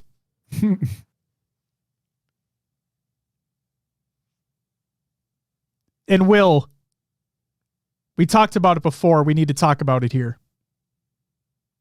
Actually, real quick. Reishi, thank you for the follow. Welcome to the live show. And probably Ant, thank you for the follow as well. Welcome to the live show. Says that 250-247 match was wild to see in person. I bet. Regardless of what fan you are, like, it doesn't matter what fucking team you're a fan of. That match was fucking insane. Love you, fucking Martin. Love you, man. Will, there were two big plays that stood out to me in this game. And they both centered around camo. One of them was when Formal had it. Another was when Legend had it. You see, the thing that's crazy to me is the way that FaZe were able to stay alive in these moments. Where, Will, we've talked about it, right? One of these changes that have felt like has happened since the camo update is that it feels like games slow down drastically, teams turtle up, wait for the camo duration to go away, or just try to, like, get in a position you could spot them out easier. Yep. So, of course, on Aquarius, where you don't have anywhere to fucking go, the only places to hide are in Fridge or in the back of your fucking base.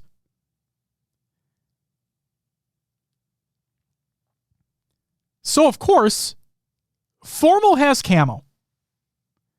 He's sitting top mid, and he sees every player of FaZe in Fridge. All four of them. This should be the easiest fucking fish in a barrel play of all time. Of all time.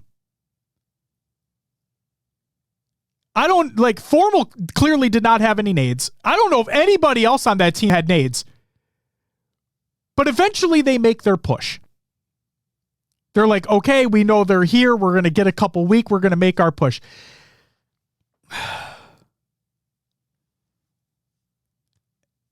They did not come out on top after that engagement. At all. I think I said it last night, Josh. That was 4 down for Optic, 1 down for FaZe in that engagement. But Will, it happens again. Legend has camo this time. All FaZe players are sitting in the back of their base. And now it's like, okay, guys, you've learned your lesson from the first time. Let's make this one work in our favor, right? We can do this one. I like the play that Legend is doing here. Legend's going to take the flag jump up to get to the top of their base that way, try to be a little more sneaky, whatever it may be. They don't win that engagement either. And what's even crazier, Will, is that when FaZe are put in similar situations, they are actually the ones that capitalize. They are the ones that are coming out on top in those engagements. And I truly believe that it was moments like that that really solidified this win for FaZe. And Will, we talked about it leading up to this point in the event. But Snakebite, man. Oh, played out of his mind.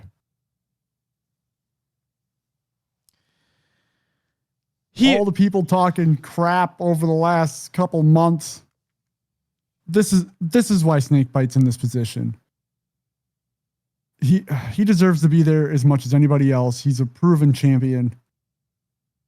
And damn, I was so happy to see him perform this way this weekend. He's looking at everybody and he's like, nobody wanted me.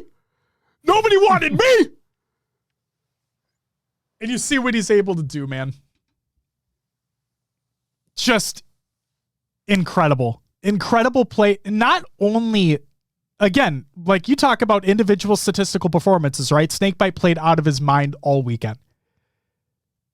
But it's a team game. And the way that those players were able to work together this weekend was just, again, my predictions be fucking damned. I was wrong. FaZe showed up against Optic. FaZe win that series. They win that game 5 in such a great feeling fashion for that team. And I know they had the record of that map mode combination to prove it, but just the way that they were able to execute it was just so fucking good, man. And so I got to give FaZe their flowers for this. I didn't necessarily see it coming. That's on me. And I'm not saying that they can beat a Shopify because I don't believe they can. Not yet. And I don't know if they will be able to come Worlds, but they have 3 weeks to put more work in. And we saw the kind of jump that they were able to take. Because I still think if Optic put work in, I can't count them out. But we saw that kind of jump they were able to take from SLC to Charlotte. And I'm really happy for them. Obviously, they would have loved to win the event, but like really, really happy for them and how they performed this weekend.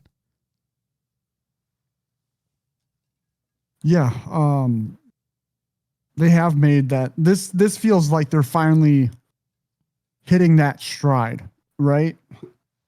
I wouldn't say they're obviously, they made second place. They took down Optic, but I wouldn't even say they're just starting to reach that ceiling. You know, I think there's a little bit more room for them there to improve, and we might see it. We might see it happen.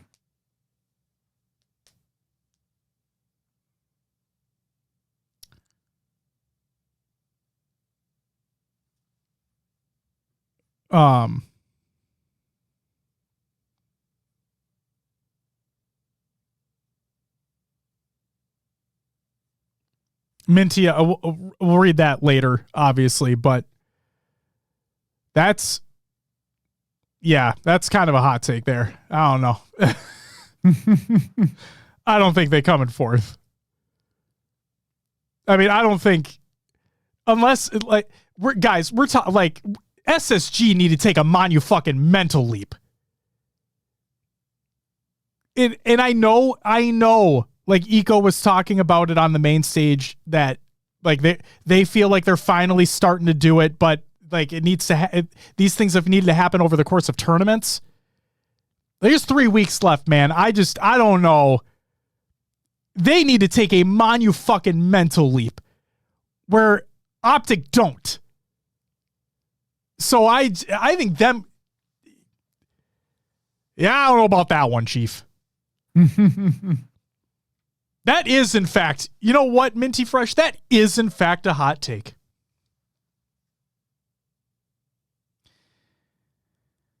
So, Will, they're able to take down Optic in a 3-2. But for all intents and purposes, they kind of got their asses handed to them against Shopify in Winners Final. They did. So the question is, can they do something like this against Shopify Rebellion in the grand final? Where obviously, Will, we're watching this happen live, right? We're thinking they're not going to be able to do it. But at least can we get some close games? Like, can we make some things happen here? Can we make this feel better? And unfortunately, it's not the case. Grand final, Shopify going up against FaZe. Besides a couple close games, along with a 1-0 Aqua Bomb loss to FaZe, Shopify provided the expected outcome. Couple pieces of information for you right here. Shopify lost 3 games all tournament long. 3. They lost 1 of them in pool play. They lost 1 of them to Optic in bracket play. And they lost 1 of them to FaZe in bracket play as well.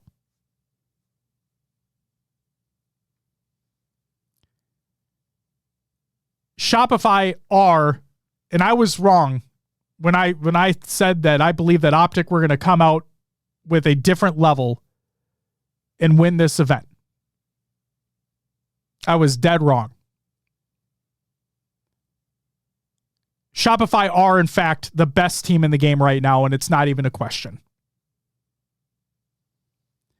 The way, Will, in which they have been winning has been domination. Just pure domination. Teams may be able to get a couple close games against them, but at the end of the day, Shopify are just, they are just fucking better.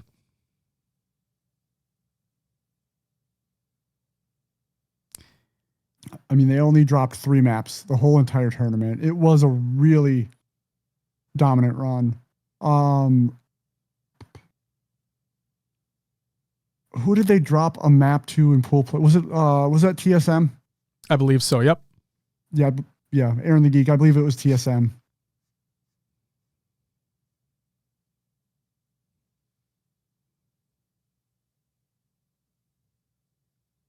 I was dead wrong.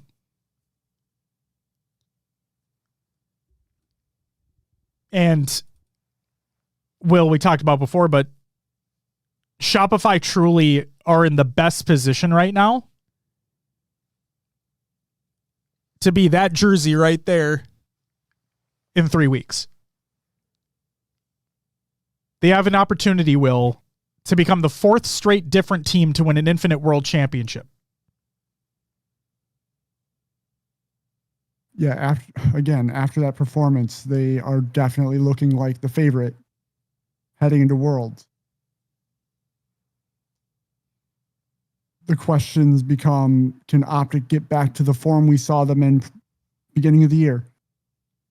Will FaZe take another step with such a short amount of time between events? I feel like FaZe and Optic are the only semi-contenders right now. I gotta, like, FaZe beat Optic this event. So, like, I gotta give them a shot at second place. But if Rebellion just keep doing this and playing the way they are, I don't see anyone beating them right now. Will, you said the questions were, can they do it, right? Can Shopify put the stamp on the end of the year? Can Optic get back in the form that they have been at the beginning of the year? Can FaZe take an additional step up?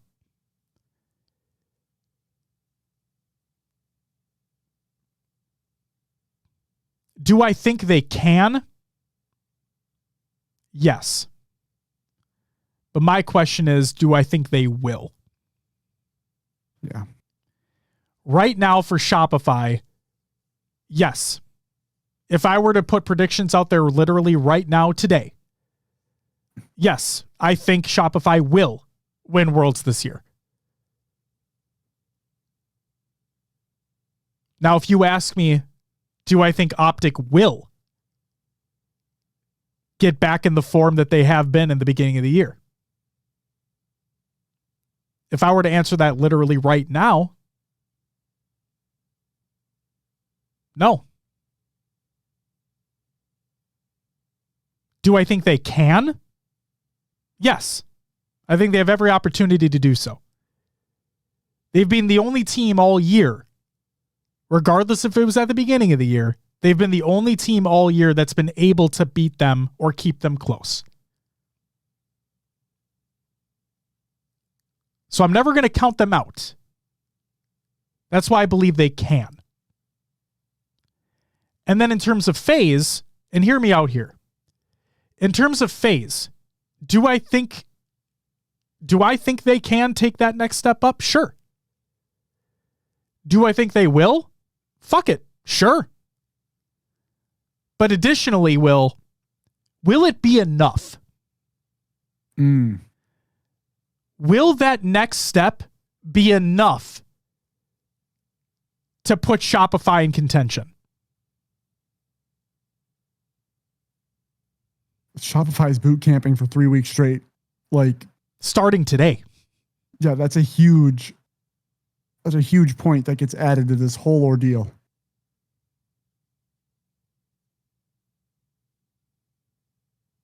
I made the joke, Will, about when I made like the Kobe Bryant joke, right? Of like, job's not finished. Mm-hmm. When we read the Steve's tweet literally late last night, and he one of the founders of Shopify Rebellion, by the way, and he puts out a tweet, and they're at a team dinner, and he's like, getting the team dinner and boot camp starts tomorrow or whatever. And I'm like, yeah, this is Kobe Bryant. Fucking job's not finished. Best man's tweet that, Frank, for the record, we did not see ahead of time. Best man's tweet literally said job's not finished. They know what's at stake. They want this so fucking badly. Like, we already know that Royal 2 and Frosty, this further solidifies their history, right? This further solidifies their stature as two of the best players of all time. But for Cycle and Last Shot to be given the opportunities that they have been provided this year specifically, and to go on the run that they've been having alongside Royal 2 and Frosty, and just, I'm guaranteed they are fiending for this win. So the fact that they are probably boot camping literally starting today, and they have 3 weeks to go, and they're not resting on anything. They're not taking a week off. They're getting right the fuck back into this shit. It's exactly why I ask, Will. Can FaZe take that next step? Sure. But will it be enough? Can Optic get back in their form? Sure. Will it be enough? And I guess we're going to find out in 3 weeks.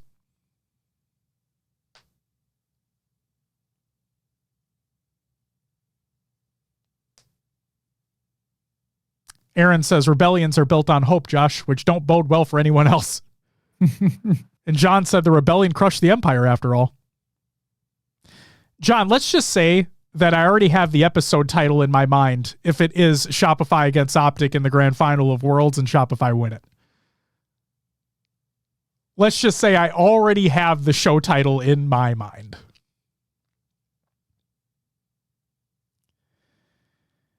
Cass says, to me, the grand final was the best series. Not because it was close, obviously, but because Shopify was playing perfect Halo. Last Shot wasn't missing. Everything was clicking. It was a statement win and demoralizer for the competition going into Worlds. Cass, let's take it a step further. I hope it was a wake-up call for Optic specifically. I really do. Because as much as we all love, like, as much as people have their preference for team winning and whatnot, like, I could frankly care less. I just want to see good Halo being played. That's what I want at the end of the day. I want a close series. Like, I want it not to be a blowout in the grand finals.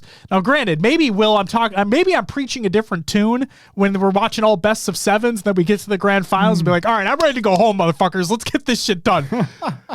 But seriously, I want this to be close. I want Shopify, regardless if they win, that's great for them if they do. This would be it'd be the perfect storyline to cap off the year and cap off the game if they win.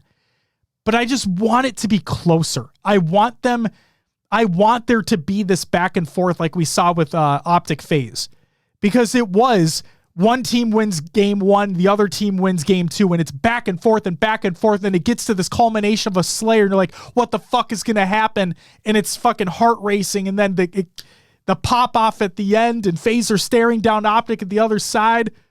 Formal, and they're looking at Formal like, you dropped me! And it's fuck, dude.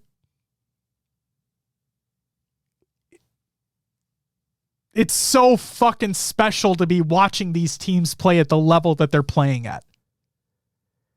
And I desperately, again, we don't care who wins at the end of the day. We want to watch great games. I just want a team to be able to take it to Shopify. That's it. That's all I want. And if it was Optic in this, I'll flip it. If it was Optic and they were winning all year, right? I would want a team to be able to take it to Optic in the grand final. I would want a team to take it to FaZe in the grand final. I want these series to be fucking close.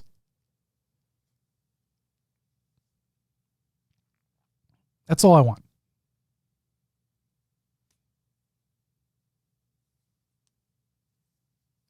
Oh, Cass, I don't doubt it. Of course they want to.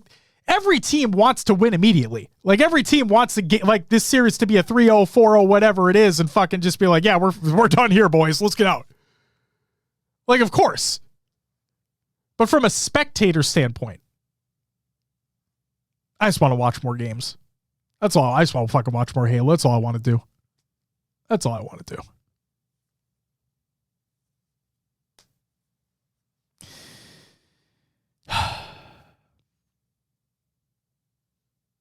Will, anything you want to add to that just dominant performance by Shopify yet again, the back-to-back? Not much to add that you've already gone over, like we've already gone over here. All I'll say is this event showed that they are a step above everyone right now.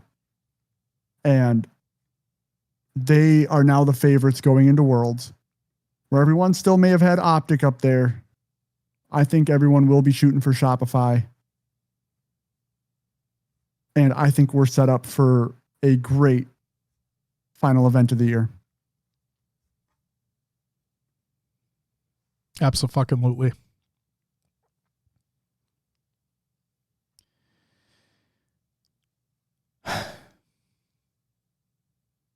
Ladies and gentlemen, the brackets and everything are included in the show notes. Will, do you mind going through the final placings for HCS Charlotte, our final major of the Infinite Era? Top 16 is going to be Complexity, Omit, Darkenside, and Legion Gaming. Top 12, Cloud9, LG, Majin Club, and Unreal Nightmare. Top 8 in qualifying for Worlds, not having to play in the last chance qualifier or rely on points. Akave Esports and Mind Freak. Are you ready? Making history, man. Top 6 went to TSM and Envy. 4th place, Space Station Gaming. 3rd place, Optic Gaming. 2nd, FaZe Clan. And taking home the 100K, Shopify Rebellion in 1st.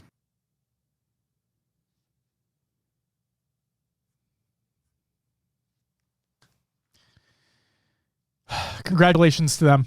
They've clearly put in a monumental amount of work from the first half of the year to now,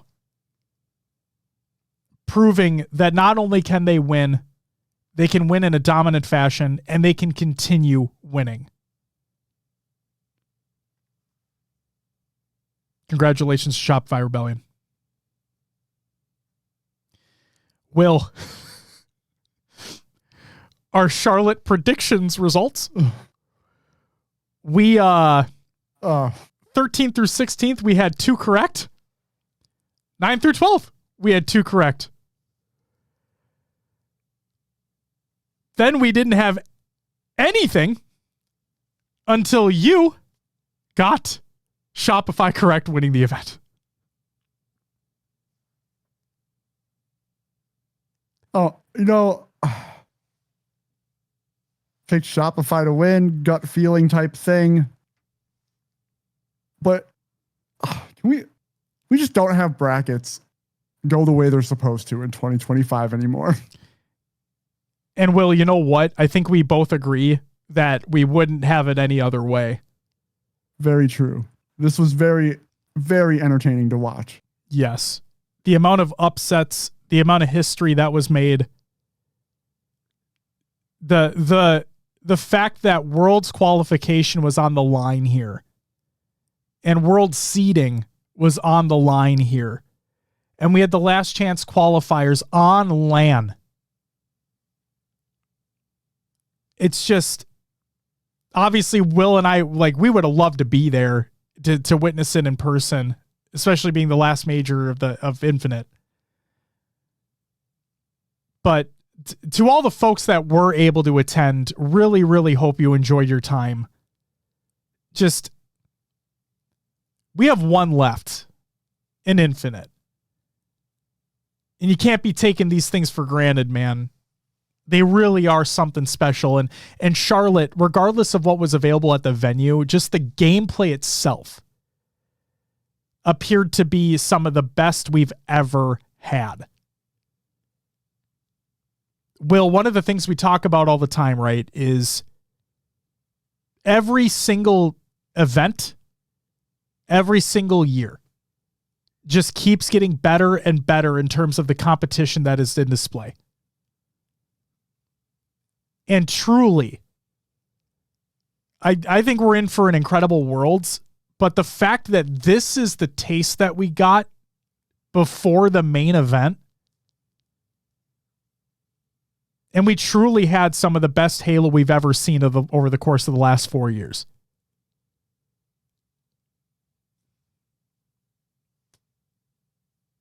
Just incredible, man. Yeah. Yeah, the way this season has progressed, even with all the team changes, all of it, to result in what we have now, I would have never guessed it. Really thought Optic was going to run the table this year, but it's been really cool seeing Shopify go on that progression that you said, Josh. Will they win a series on a Sunday? Oh, can they win an event now? Oh shit, they've won an event. Now can they keep playing at that level? And then they win another event. Seeing the FaZe guys come back together, Penguin, Trippy, Lucid, after being on Optic, playing with Snakebite, and still being able to play at a high level.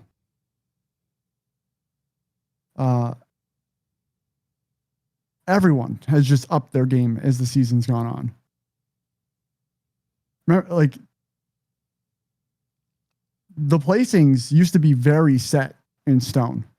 It felt like in year 3, you could tell who was 5th, 6th, 7th, 8th. Players were really, we had the big 3, big 4-ish type conversation. Now it feels like outside of Optic, Shopify, FaZe in 3rd, 4th through 16th, it could be a swing. Nah, I think depending on who you meet up in losers round 1. I think Omit's got to stay where they're at, bud. I mean, I know what you're getting. I'm being an asshole. I get what you're getting at. But yeah, what a wild year. All comes down to Worlds in a few weeks. Will Can't just wait for it. Agreed. Just looking back at it, right? The fact that Mindfreak and Akave placing top 8, literally like never in a million years. And it's no offense to them, but just like you just look at everybody else and like I would have never have expected that to happen. And the fact that they qualify for Worlds in the way that they do, in taking a top 8 finish at this event, they don't have to rely on LCQ. They don't have to rely on points. They're just in it. And then I look back even further and we saw the FaZe roster. We saw the SSG roster before the semi-recent team change. Both teams weren't gelling. Like FaZe get, I'm gonna sound like a total fucking ass right now, but FaZe get that fluky grand final appearance at Dallas because they get blessed by the bracket, whatever. People can hate me if they want. Whatever. SSG are just, I'm sorry, but they're awful. And then we get to a point where, okay, we have a lot of bad blood between these members of these teams. Let's just do trade for trade. Let's just do player for player. Switch this shit around. We'll send you these two over here. You send those two over here. And we're off to the races. And then we had the discussion throughout a portion of the year who won the trade. Right? And we finally got to see the two teams clash. And we see FaZe take that win. And we're like, okay, let's see if that stays. Then we get to see it again. FaZe appear to have won the trade. And now FaZe are just getting better and gelling more and hitting their stride, like you said. And SSG somehow, some way still get 4th. Because online performances, guys, they don't mean anything.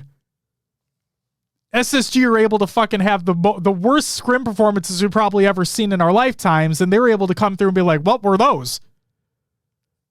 And get 4th anyway. Just, like you said, well, the level of gameplay this year has just been unbelievably amazing. So even if Shopify just dominate and win Worlds anyway, that's a storyline in and of itself. The dominance that they had from the midway point of the year to the end. It's amazing. Yeah. I'm going to put another notch in Renegade's belt for you here. Oh, please. I love this. Since we've been into year 4, more players are learning all the little nerdy angles and all the things to do. And he is still putting on those performances and putting up those numbers. Like, as much as the field is closed, he's still leaps and bounds above doing that stuff. It's just insane. All year. Yeah. All year and all game. And Will, I think not to dwell on this further, but like seriously, I think you hit the nail on the head where we talked last night about MVP being the most valuable player for that team. That's why I truly believe that he is the MVP of the game. Because regardless of what team he's been on, because he's been on a few, he's won with all of them. And every team he's been on, he always performs as you expect him to. There's never a dull moment in his gameplay. There's never a downturn in his gameplay. He's been that at the tail end of Halo 5 to now. He's him. And again, if people want to have the argument that Cycle or Last Shot or somebody else should be MVP for this year, I'd be kind of willing to hear that argument. But Renegade's just been doing it the whole time. Doesn't matter what roster he's on. He still finds a way to win. So thank you for putting that additional notch in Renegade's belt. There you go. I feel like I'm just a fucking Renegade dick rider over here all of a sudden. Like, my God. I just feel like people have too much recency bias towards things that have been happening. And I get it. That's fine. But you got to look at big picture. You know what I mean? But let's give some other players their commendations here, because event commendations, best support went to Cycle of Shopify. He has been playing ungoddamn believably well. Best subjective went to Snakebite. Will, you had said something funny about this. Yeah, there was an oddball game. I think someone said it was a TSM series, where the rest of the team was getting their kills, you know, being like 10 and 10, 11 and 12, whatever. And Snakebite is just 3 and 4, sitting top tower, holding the ball. And it felt like he was up there for hours, just pop a few shots, the rest of the team was cleaning up. It was insane. And I was like, yeah, of course he got best objective. That's all he did was sit around. Sit around holding the ball. Oh my God. He's the ball carrier for FaZe. Snakebite has one of the greatest revenge tours of a tournament. And Will's like, yeah, of course he got best objective. He holds the ball the whole time. Holy shit. The Sarge asks, why did Renegade Informal yell all kinds of things to FaZe after game 3? Because they won. They won. They were feeling themselves. They wanted to get up and trash talk. So they did exactly that. But they didn't win the series. And since that happened, FaZe got up and talked their shit. I believe it was Trippy and Penguin that got up, right? And Lucid. Lucid got up too? Oh yeah. So no, they're feeling themselves after the game. That's all it was. It was passion, man. It was just fucking passion. They just celebrated a little too early. Best Slayer went to Renegade, go fucking figure, of Opti Gaming. And best coach, go fucking figure, went to best man of Shopify Rebellion. So congratulations to all of the commendation winners for Charlotte. Let's talk about some storylines here, and then we'll get to the Gunny situation briefly. Saiyan, one of the greatest OG Halo players of all time, made an appearance at Charlotte. And based off of what I saw what Corey was talking about, Legendary C4, shout out to Corey, Saiyan actually competed like in like a side tournament or whatever with his kid. Or kids for that matter. So it was really cool. Just really, really neat to hear that happening. Really cool. I gotta hit it. Are you ready? Making Halo esports history, coming from the open bracket, beating Optic in pools, and taking first in that pool. Again, we don't talk about the Sentinel situation because that was a literal pro team that had to fight through open bracket because of what Royal 2 did with geofiltering. That notwithstanding years ago, Mindfreak are legitimately the first open bracket team to make their way through and to win their pool. Incredible. Additionally,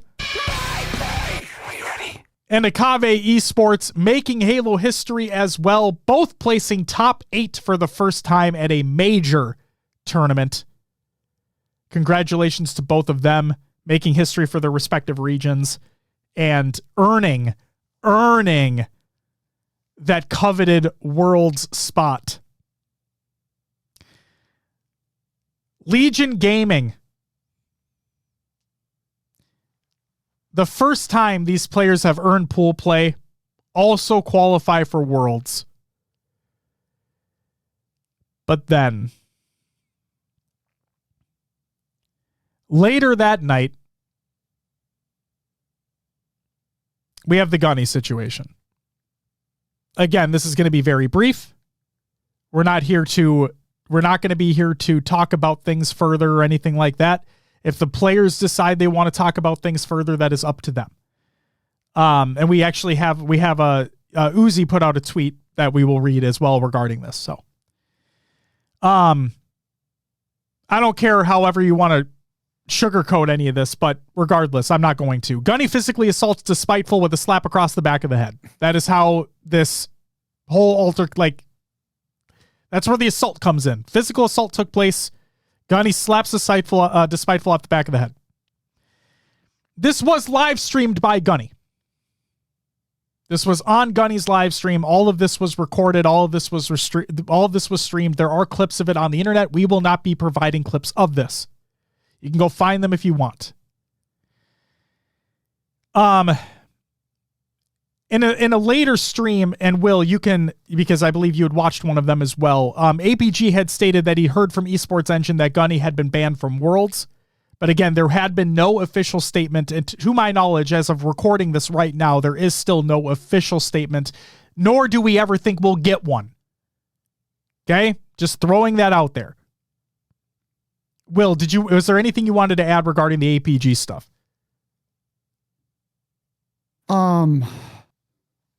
There was a little more said, but it's kind of hearsay, and I don't want to bring that up at this point. Sounds good. Angel, thank you for the follow. Welcome to the live show. I apologize that we missed that earlier. Now, according to the official HCS rules, okay, this is taken from the official HCS rules. Teams that qualify for Worlds from Charlotte, they must be the same roster. There is no 3/4 rule that would be applicable previously. But the caveat to it is that emergency subs may be approved, but that is at the HCS's discretion. Okay? So depending upon situations, depending upon what the HCS decides to do, they may allow for a sub to take place for a team. Then, as we talked about earlier on in the show, where we had the World's Pool graphic, whether or not that is fully accurate at this point in time, it sounds like the teams are. And if Jagged Cloud is still here, he can probably confirm as well. It looks like from that World's Pools graphic that Gunny has been replaced by their coach, which is Jagged Cloud.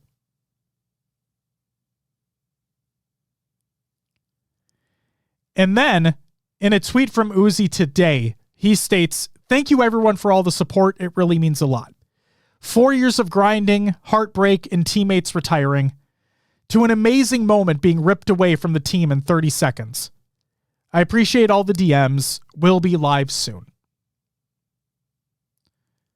So I'm going to, if I don't like assuming, but if I was to make an assumption, I would think that Uzi is going to go live today at some point or tonight at some point and maybe provide further context as to what happened.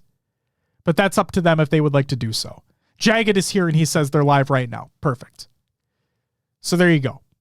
They'll probably explain things in further detail there. Please check that out if you're any at all interested in that. Again, we don't want to speculate on anything. We're going to leave it at that.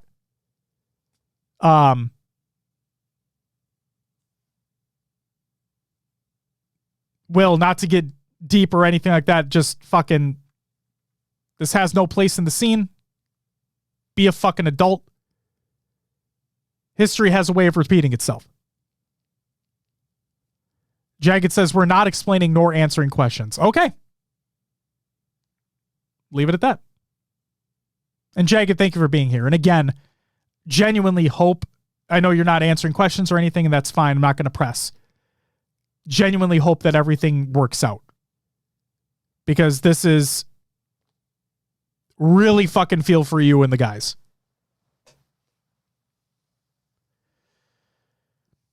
We have event thoughts here.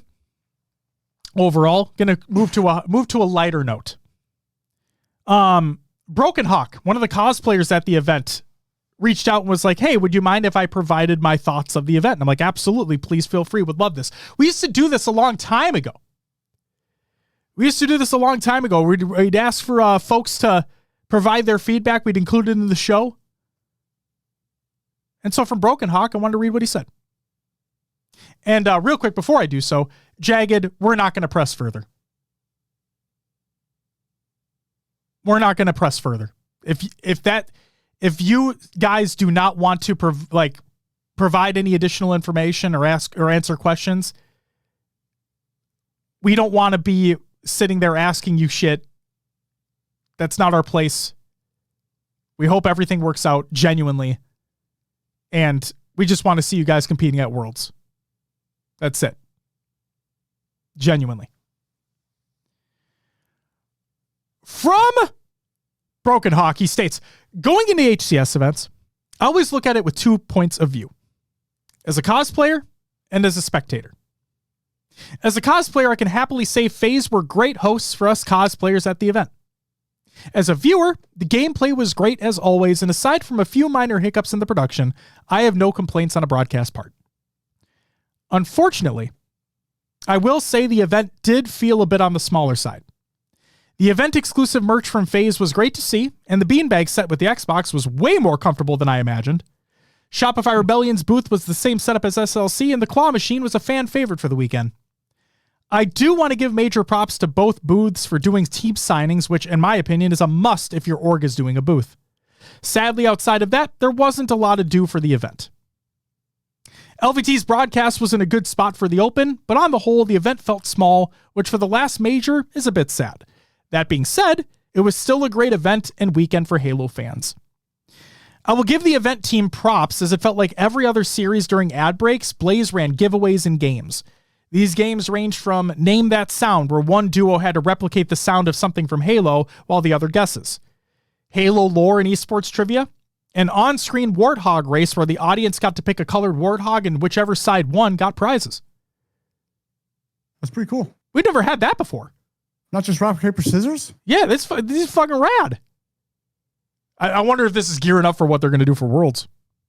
Maybe testing the waters? Maybe. I'd like to see it. Broken Hawk. I'll have to wait and see. Broken Hawk's like, wait, Broken Hawk? Oh my God, I know that guy. That's you. You're doing the fucking Spider-Man meme right now. To a mirror. Imagine he just goes into like a fucking mirror maze and he's just standing there going like this, like, that's me. All right. Will, before we close out the topic of the show, your overall event thoughts. I know we were watching from home, but what did you think? Yeah. Only a couple of production hiccups, like Broken Hawk said.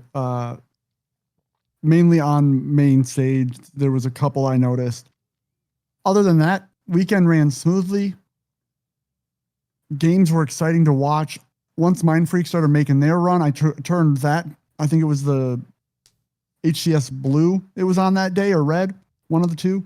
Watched Mind Freak run. Just incredible matches all weekend. And I thought the casters did a decent job. So we didn't really talk about having Snipe Down back. Oh my God. Well, this is a perfect opportunity. We're talking about event thoughts. I thought he gave some overview. I thought he did okay. Like, my whole question was, how much Halo knowledge and team knowledge does he have coming back? And I think he had good analysis. I feel like he got the mic a little bit more than Tony, which I felt bad about, because I feel like Tony and Wes always go back and forth, and that's kind of what I'm used to. Sure. But no, I think everybody did great. What was your thoughts? I guess event and everything else. So again, like we've said, I think this was some of the best Halo that we've gotten, all Infinite. Genuinely believe that the competition, the gameplay side of it, is some of the best we've seen all year and all game. So from a gameplay perspective, top notch as always. From a production standpoint, I got to give a few special shout outs here. One, I do think Snipe Down did an incredible job. Yeah. The way that he was able to relate to his previous professional experience, whether that be in H5, H3, Apex, just the way that he was able to relate what teams are doing or what their mindsets might be, what they would need to do to progress. It felt so, this is going to sound really weird, but it felt so professional. Like, I've lived this, I've done this, I can talk to this. And it just felt, it was really cool. It was, and that's not to take away from anybody else, because obviously the HCS casting team is, I believe, one of the best teams in esports. They all feed off each other really well. They all have a really great dynamic between each other, and everybody's able to bring something else to the table. And so having Snakebite there, I mean, not Jesus Christ, having Snipe down there, Snakebite had a great tournament. Having Snipe down there was like, oh shit. It was just a really cool additional piece, like additional dynamic that was brought to the table. So I really like seeing that and hearing him speak to the game. The next shout out I want to give is, I want to give a shout out to LVT specifically, where during their production on their stream, one of the things that I loved, and I talked about this during the after party as well, is right when they were done with a game, like on Championship Sunday, as soon as a game was done, or no, maybe it was Saturday, regardless, I don't fucking care. Whatever it was, the fact that they were able to transition so seamlessly and understanding how small of a team that they have, and the fact that they were able to jump from a last chance qualifier series to a bracket series to something else or blah, blah, blah, and go back and forth and back and forth. As soon as the game was done here, they immediately transitioned to this and they're right into it. And it just kept the shit flowing. So that felt really cool too. So huge shout out to them. I understand they have a very small team. Massive props to them.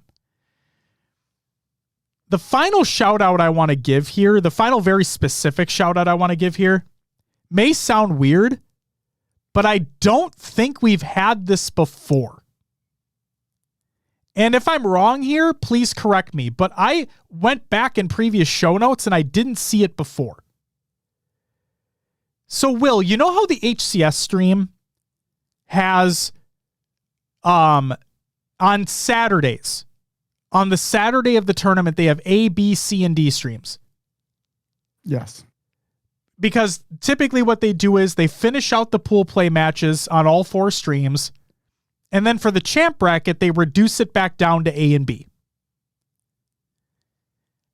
Again, people can correct me if I'm wrong here, but I don't believe I've seen it before. Where not only on Saturday did they have the A, B, C, and D streams for the pool play matches and the A and B streams for champ bracket, C and D streams for champ bracket were going as well. Yeah, I think part of that was C and D held the last chance qualifier. And, that is true. And because they probably kept those going, they were flipping to champ bracket matches as well. So it felt great. But yeah, having the ability to actually have those matches shown. Watch all of them. It felt really cool to be able to watch all of them. I'm going to catch up on chat here for just a moment. All right. I'm going to have a coughing fit. I'm going to step off camera. Sounds good. Canary says, also welcome back, Canary. Good to see you. Says, honestly, I wish we had more players at the desk to give their thoughts. Kind of like how Kason did, where Royal 2 basically casted a series in between matches. I understand why they don't, though. Canary, I'll take it a step further. This is why I love what LVT were doing when they had their couch setups, right? That they allowed players and coaches and whatever to come through and cast a series with them and shoot the shit with them and actually break things down from their standpoint, from their mental. And I thought it was great. It's one of the best things that they've done. It's one of the best things that they have available to them. And so, yes, I would love for that to be an addition on the main on the main desk. Bring a coach up, bring a player up in between series. I know that it's difficult because they're in the midst of maybe they're preparing for their next matchup or whatever it may be. Maybe they're stepping out for lunch. I don't know. Maybe they're not in the mood. But I would love if we had more of an opportunity where a player or a coach, especially coming off of a series win, and this is nothing against what Blaze does. I've talked about this in previous events. We love what Blaze does with the stage interviews. I think they're awesome, and he's great. He does a great job. But I want more. I want more of their genuine reactions of their thought processes going into these games, going into these series, coming off of these wins, coming off of these losses. I would love if more players gave an opportunity to talk about losses. I know that it might not feel good, but I'm very curious their viewpoint on things. Like, where do you think things could have gone differently if a play would have gone this certain way? I would love their viewpoint on those things. So, Canary, I'm with you. I wish we had more of that. I do wish we had more of that. Briggs says, I wish they did more listen-ins because I love hearing the energy of the team, the comms, the frustration, and the happiness. Why don't they do more listen-ins? MLG did them all the time. Briggs, I agree with that as well. More listen-ins would be great. Will, you're muted right now. I didn't want you guys to hear me hacking. They did a phase listen-in, but it was like too quiet to hear. I was really bummed about that. It sounded staticky as all hell, too. Yeah. Yeah, I remember that one. Johnny Glintz, thank you for the follow. Welcome to the show. Says, you ain't getting Formy to talk after losing to phase. Just saying. We don't need Formal to be the one talk. I just want somebody. Like I said, like all jokes aside, I would genuinely love if a player was able to kind of swallow their pride for a moment. And maybe that sounds too harsh, but you know where I'm coming from. Like, just be able to swallow that pride for a moment and be like, no, let's talk about this loss. I would love that because it's a different dynamic. It's a different mentality. It's a, like, honest to God, I think a perfect opportunity for it would be when FaZe lost to Shopify in the winter final. And I know FaZe probably immediately went back and they were obviously getting ready for the next matchup because the tournament had to keep going. It was the next match. I get it. But I would have loved for there to be an opportunity to hear Lucid's thoughts after it or Snake, any one of them. And just like, hey, we came off that loss to Shopify. Where are minds at? Like, we saw what happened. They were able to shrug that shit off and come out and win against Optic and losers final. That's crazy. I just would love to hear that side of it because obviously we know what happens when you win. You're feeling on top of the world. It feels great. We're on to the next one, whatever. But I want to know what the mental's like. I want to know what you're feeling. I want to know what you're thinking about after a loss. I think it's important. I do.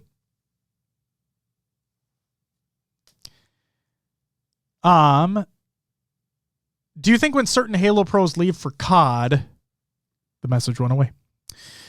Do you think when certain Halo pros leave for COD, they will come back when HCS is back? If they're on an established roster for COD, then fuck no. Fuck no. There's way too much money. Way too much money to be had in COD versus Halo. So again, we literally talked about this on a previous episode. They need to be on an established roster. They need to be on a roster that is winning or in contention for winning, right? If you're on a bottom feeder team in the league, then yes, obviously I could see them come back because they're probably not making anything.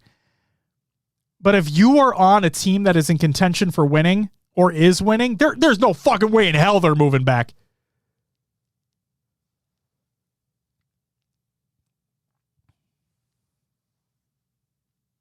So,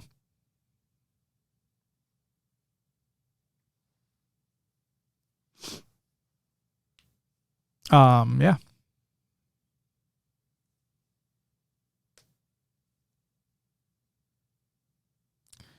Chuck said that APG said on stream another player not on Optic or Shopify has been offered at least a bench spot on a CDL team. Can't say who, though.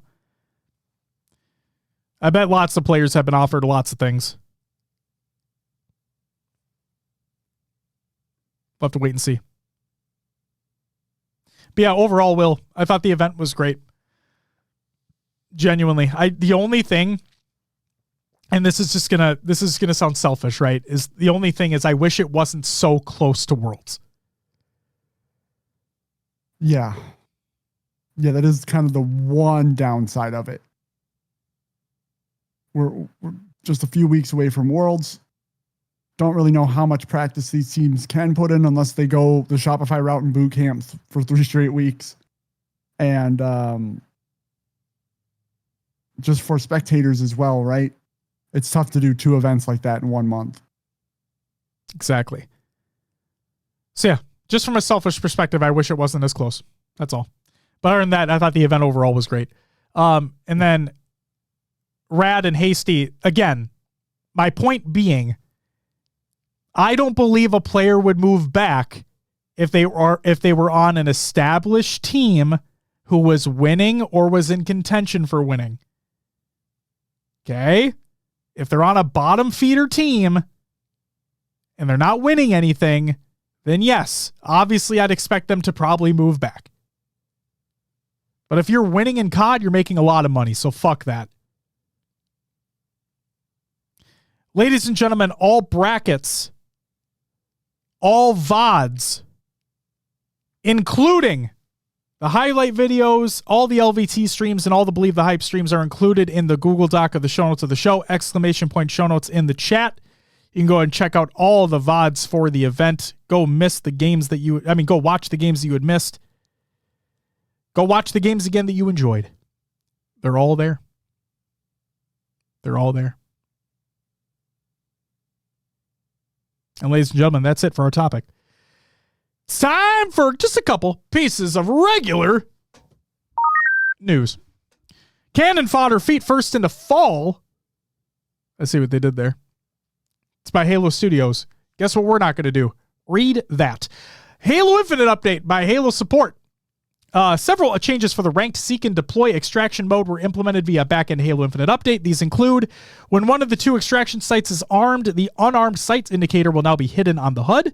Site indicators now point to the correct location on the map Hollowed, and on the map Abrasion, purchasing the buyback option no longer has a chance to spawn players outside of the intended spawn area. Whoopity-doo! And that's it for the regular news. This is where we would have got our games watch, but Mailman, thank you for the raid. Greatly appreciated. Congratulations on winning one of the S&D tournaments over at Charlotte. Welcome, Raiders. Gummy asks, are you going to Worlds? Yes, we will be there. Yes. And we'll have stickers.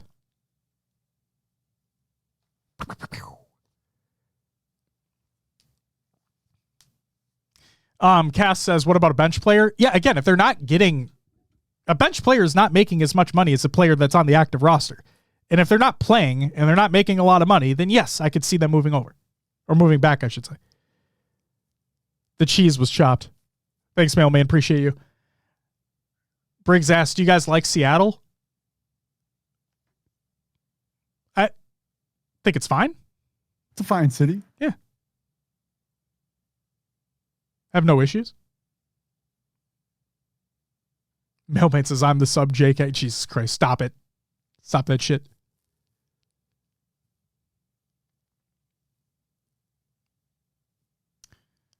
I need those stickers to fill out my crate. You guys now have a whole section dedicated on my crate. I fucking love that, dude. Oh, yeah. Just what you get to complete the whole line. You get to complete the whole Crest line. And they look amazing. I have them on my Kindle. Like I have the 4 and then the 1 in the center. Very nice. It looks great. I love it. I love it. Yeah, we're fucking... Fuck Call of Duty. It's time for Will's Adventures in the Mail. Some other games too. I'm just kidding. Not fuck Call of Duty. I'm very curious, Will, how the players feel about Black Ops, the new Black Ops coming out. I'm very curious how the players feel about it. And I say it every year. I just want the game to be... I want the players to enjoy playing it, because if the players enjoy playing it, it should just lead to better competition across the board in the league. So. Fair. But Will, what'd you play? I played Halo Infinite. I got my challenges done. Shocker. But I gotta let you know the way I got them done. Oh, please. I would love this. I was at a work conference in Frisco. Yes. I brought my Xbox Series X. I Did not bring a monitor.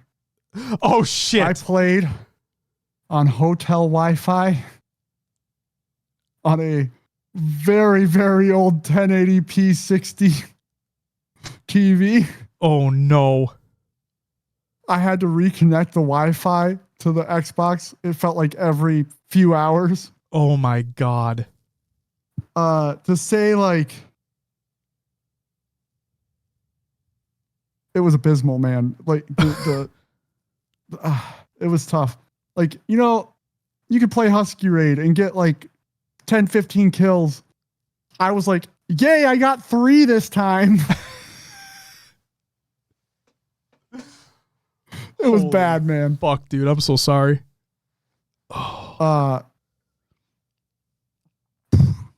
Yeah, it was rough, but got it done. It luckily had like 3 of my challenges were just complete games. Then cumulative score. I didn't have a splatter or anything like that. So why would I do this? Well, you see, I was at a work conference. I didn't know anyone there. Actually, I knew a couple people, but not that well and not enough to want to hang out with them. So I was like, I'm going to go to the conference and I'm going to go to my hotel room and play Halo. Because why not? Goddamn. And that's what I did.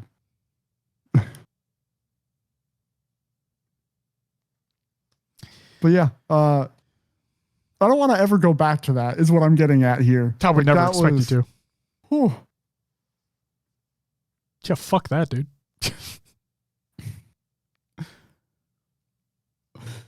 Will hates his coworkers. Got it yet? No, that's not it. That's not it. There was one other one of my coworkers there, but he is a very like private person, and I really never saw him the whole weekend. So.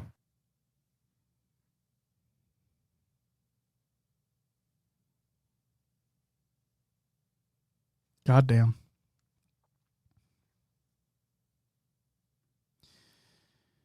Why not, my brother in Christ? You just listed all the reasons why not. It just means you're dedicated to the cause. Yeah. Yeah, spin this into a positive. You're just dedicated, man.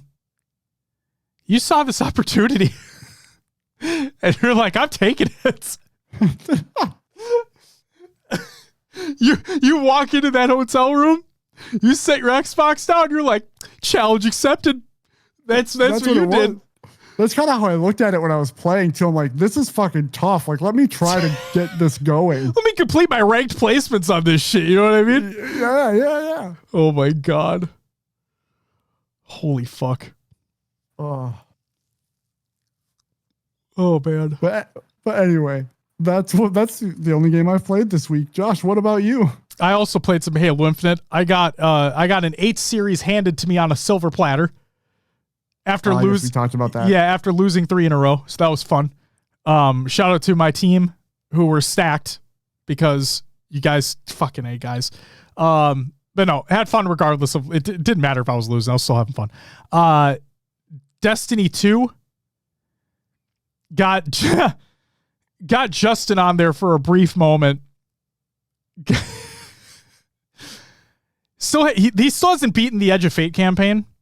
So myself, Justin, and Daquan were getting on, and Justin was booting it up, couldn't figure out how to start the next piece of the quest, got so frustrated, immediately shut the game off, and we went to firefight. Oh my God. Like immediately. We went back eventually and everything worked out, but it was really fucking funny. So that was cool. And then I've been playing Super Mario Galaxy on the Switch 2. Because they released Super Mario Galaxy and Super Mario Galaxy 2 on the Switch 2. And it's fucking great. Having a great time. It's a great it's one of those games, Will, like I was between games, right? Like during the broadcast over the weekend, I would play like a level of a planet and whatnot because they're very quick. So it was nice. Good time.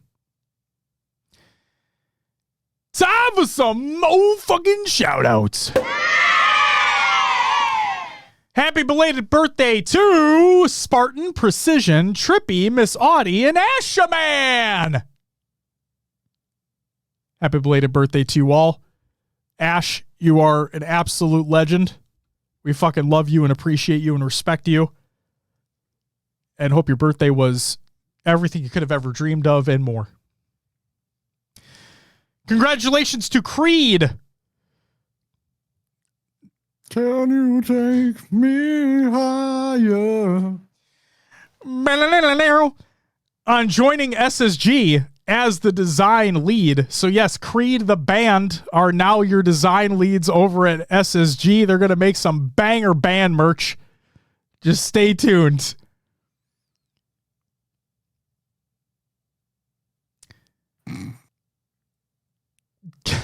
Seriously though, congratulations to Creed Designs on joining them as a design lead. His designs have been absolutely incredible. He helped work on the Covenant line that was at SLC.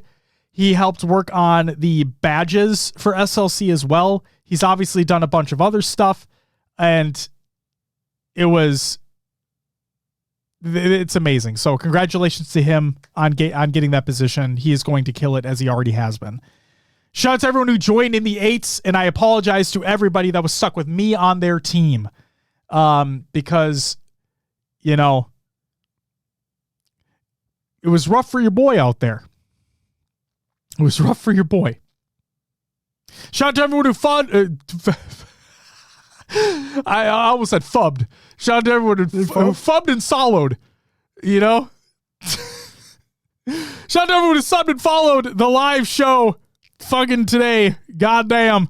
That includes Potentful with the follow, Diode with the 22-month resub, Mini Berserker with the follow, Delano with the follow, Tiger Tom with the gifted sub, B Shady Loves You with the follow, Dayquil with the 18-month resub, Rodzilla with the gifted sub, Reishi, probably Ant, Angel, Johnny Glintz, thank you all for the follows, and Mailman, thank you so much for the fucking raid.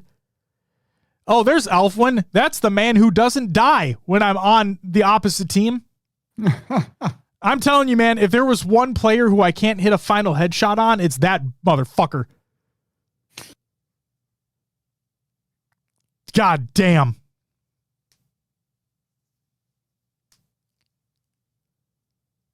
Yeah, Cass, join the Discord. Join up. It's free. Will is going to shout it out in just a second. And shout out to everyone who's a patron at the semi-pro and higher tiers. That includes Iro Boats, Shio, Blackout, Diode, Pancakes, Voodoo Man, Rostermania Jr., Snaggle, Raider, Hater, One Swole, Daddy. Shout out the Bills losing bitch, Danny Phantom, Riz, Zarn, High Tech, Redneck, Goalie, Sniper, Heavy Rainfall, and Elated our board. Thank you so much for the extra support over on the Patreon.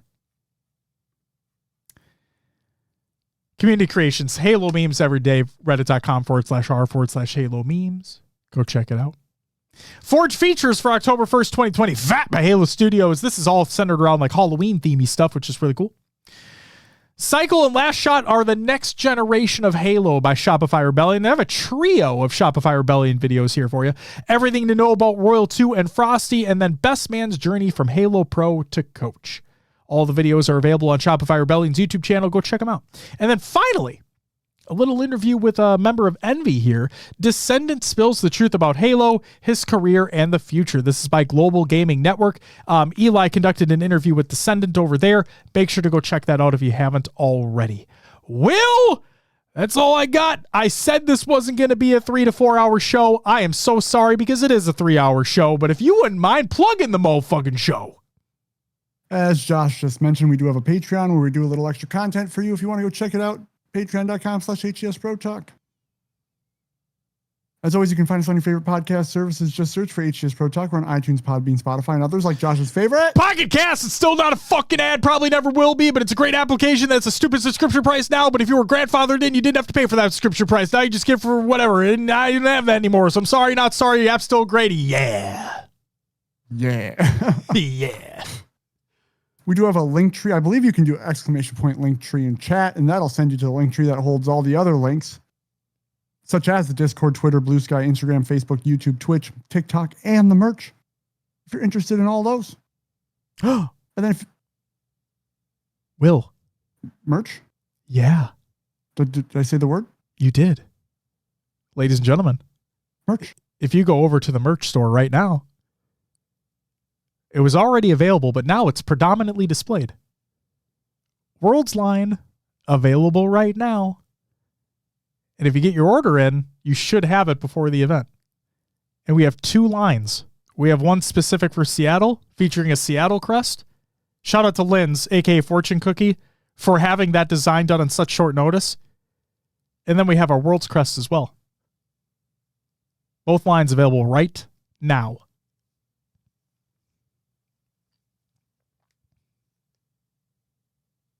Last but not least, go to hcsprotalk.com. It reroutes you to haloevolve.co. Your home for Halo!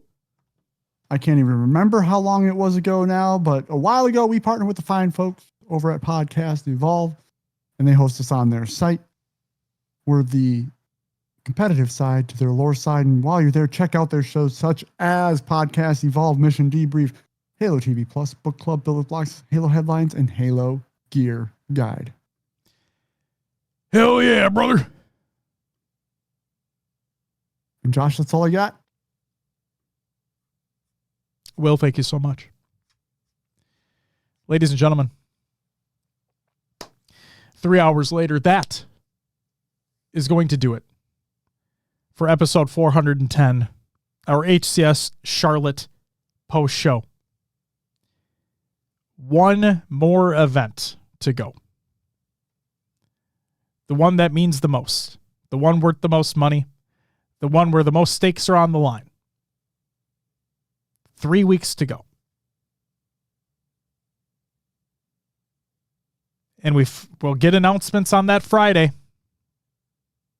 as to what the future holds for the franchise and what the future holds during the offseason.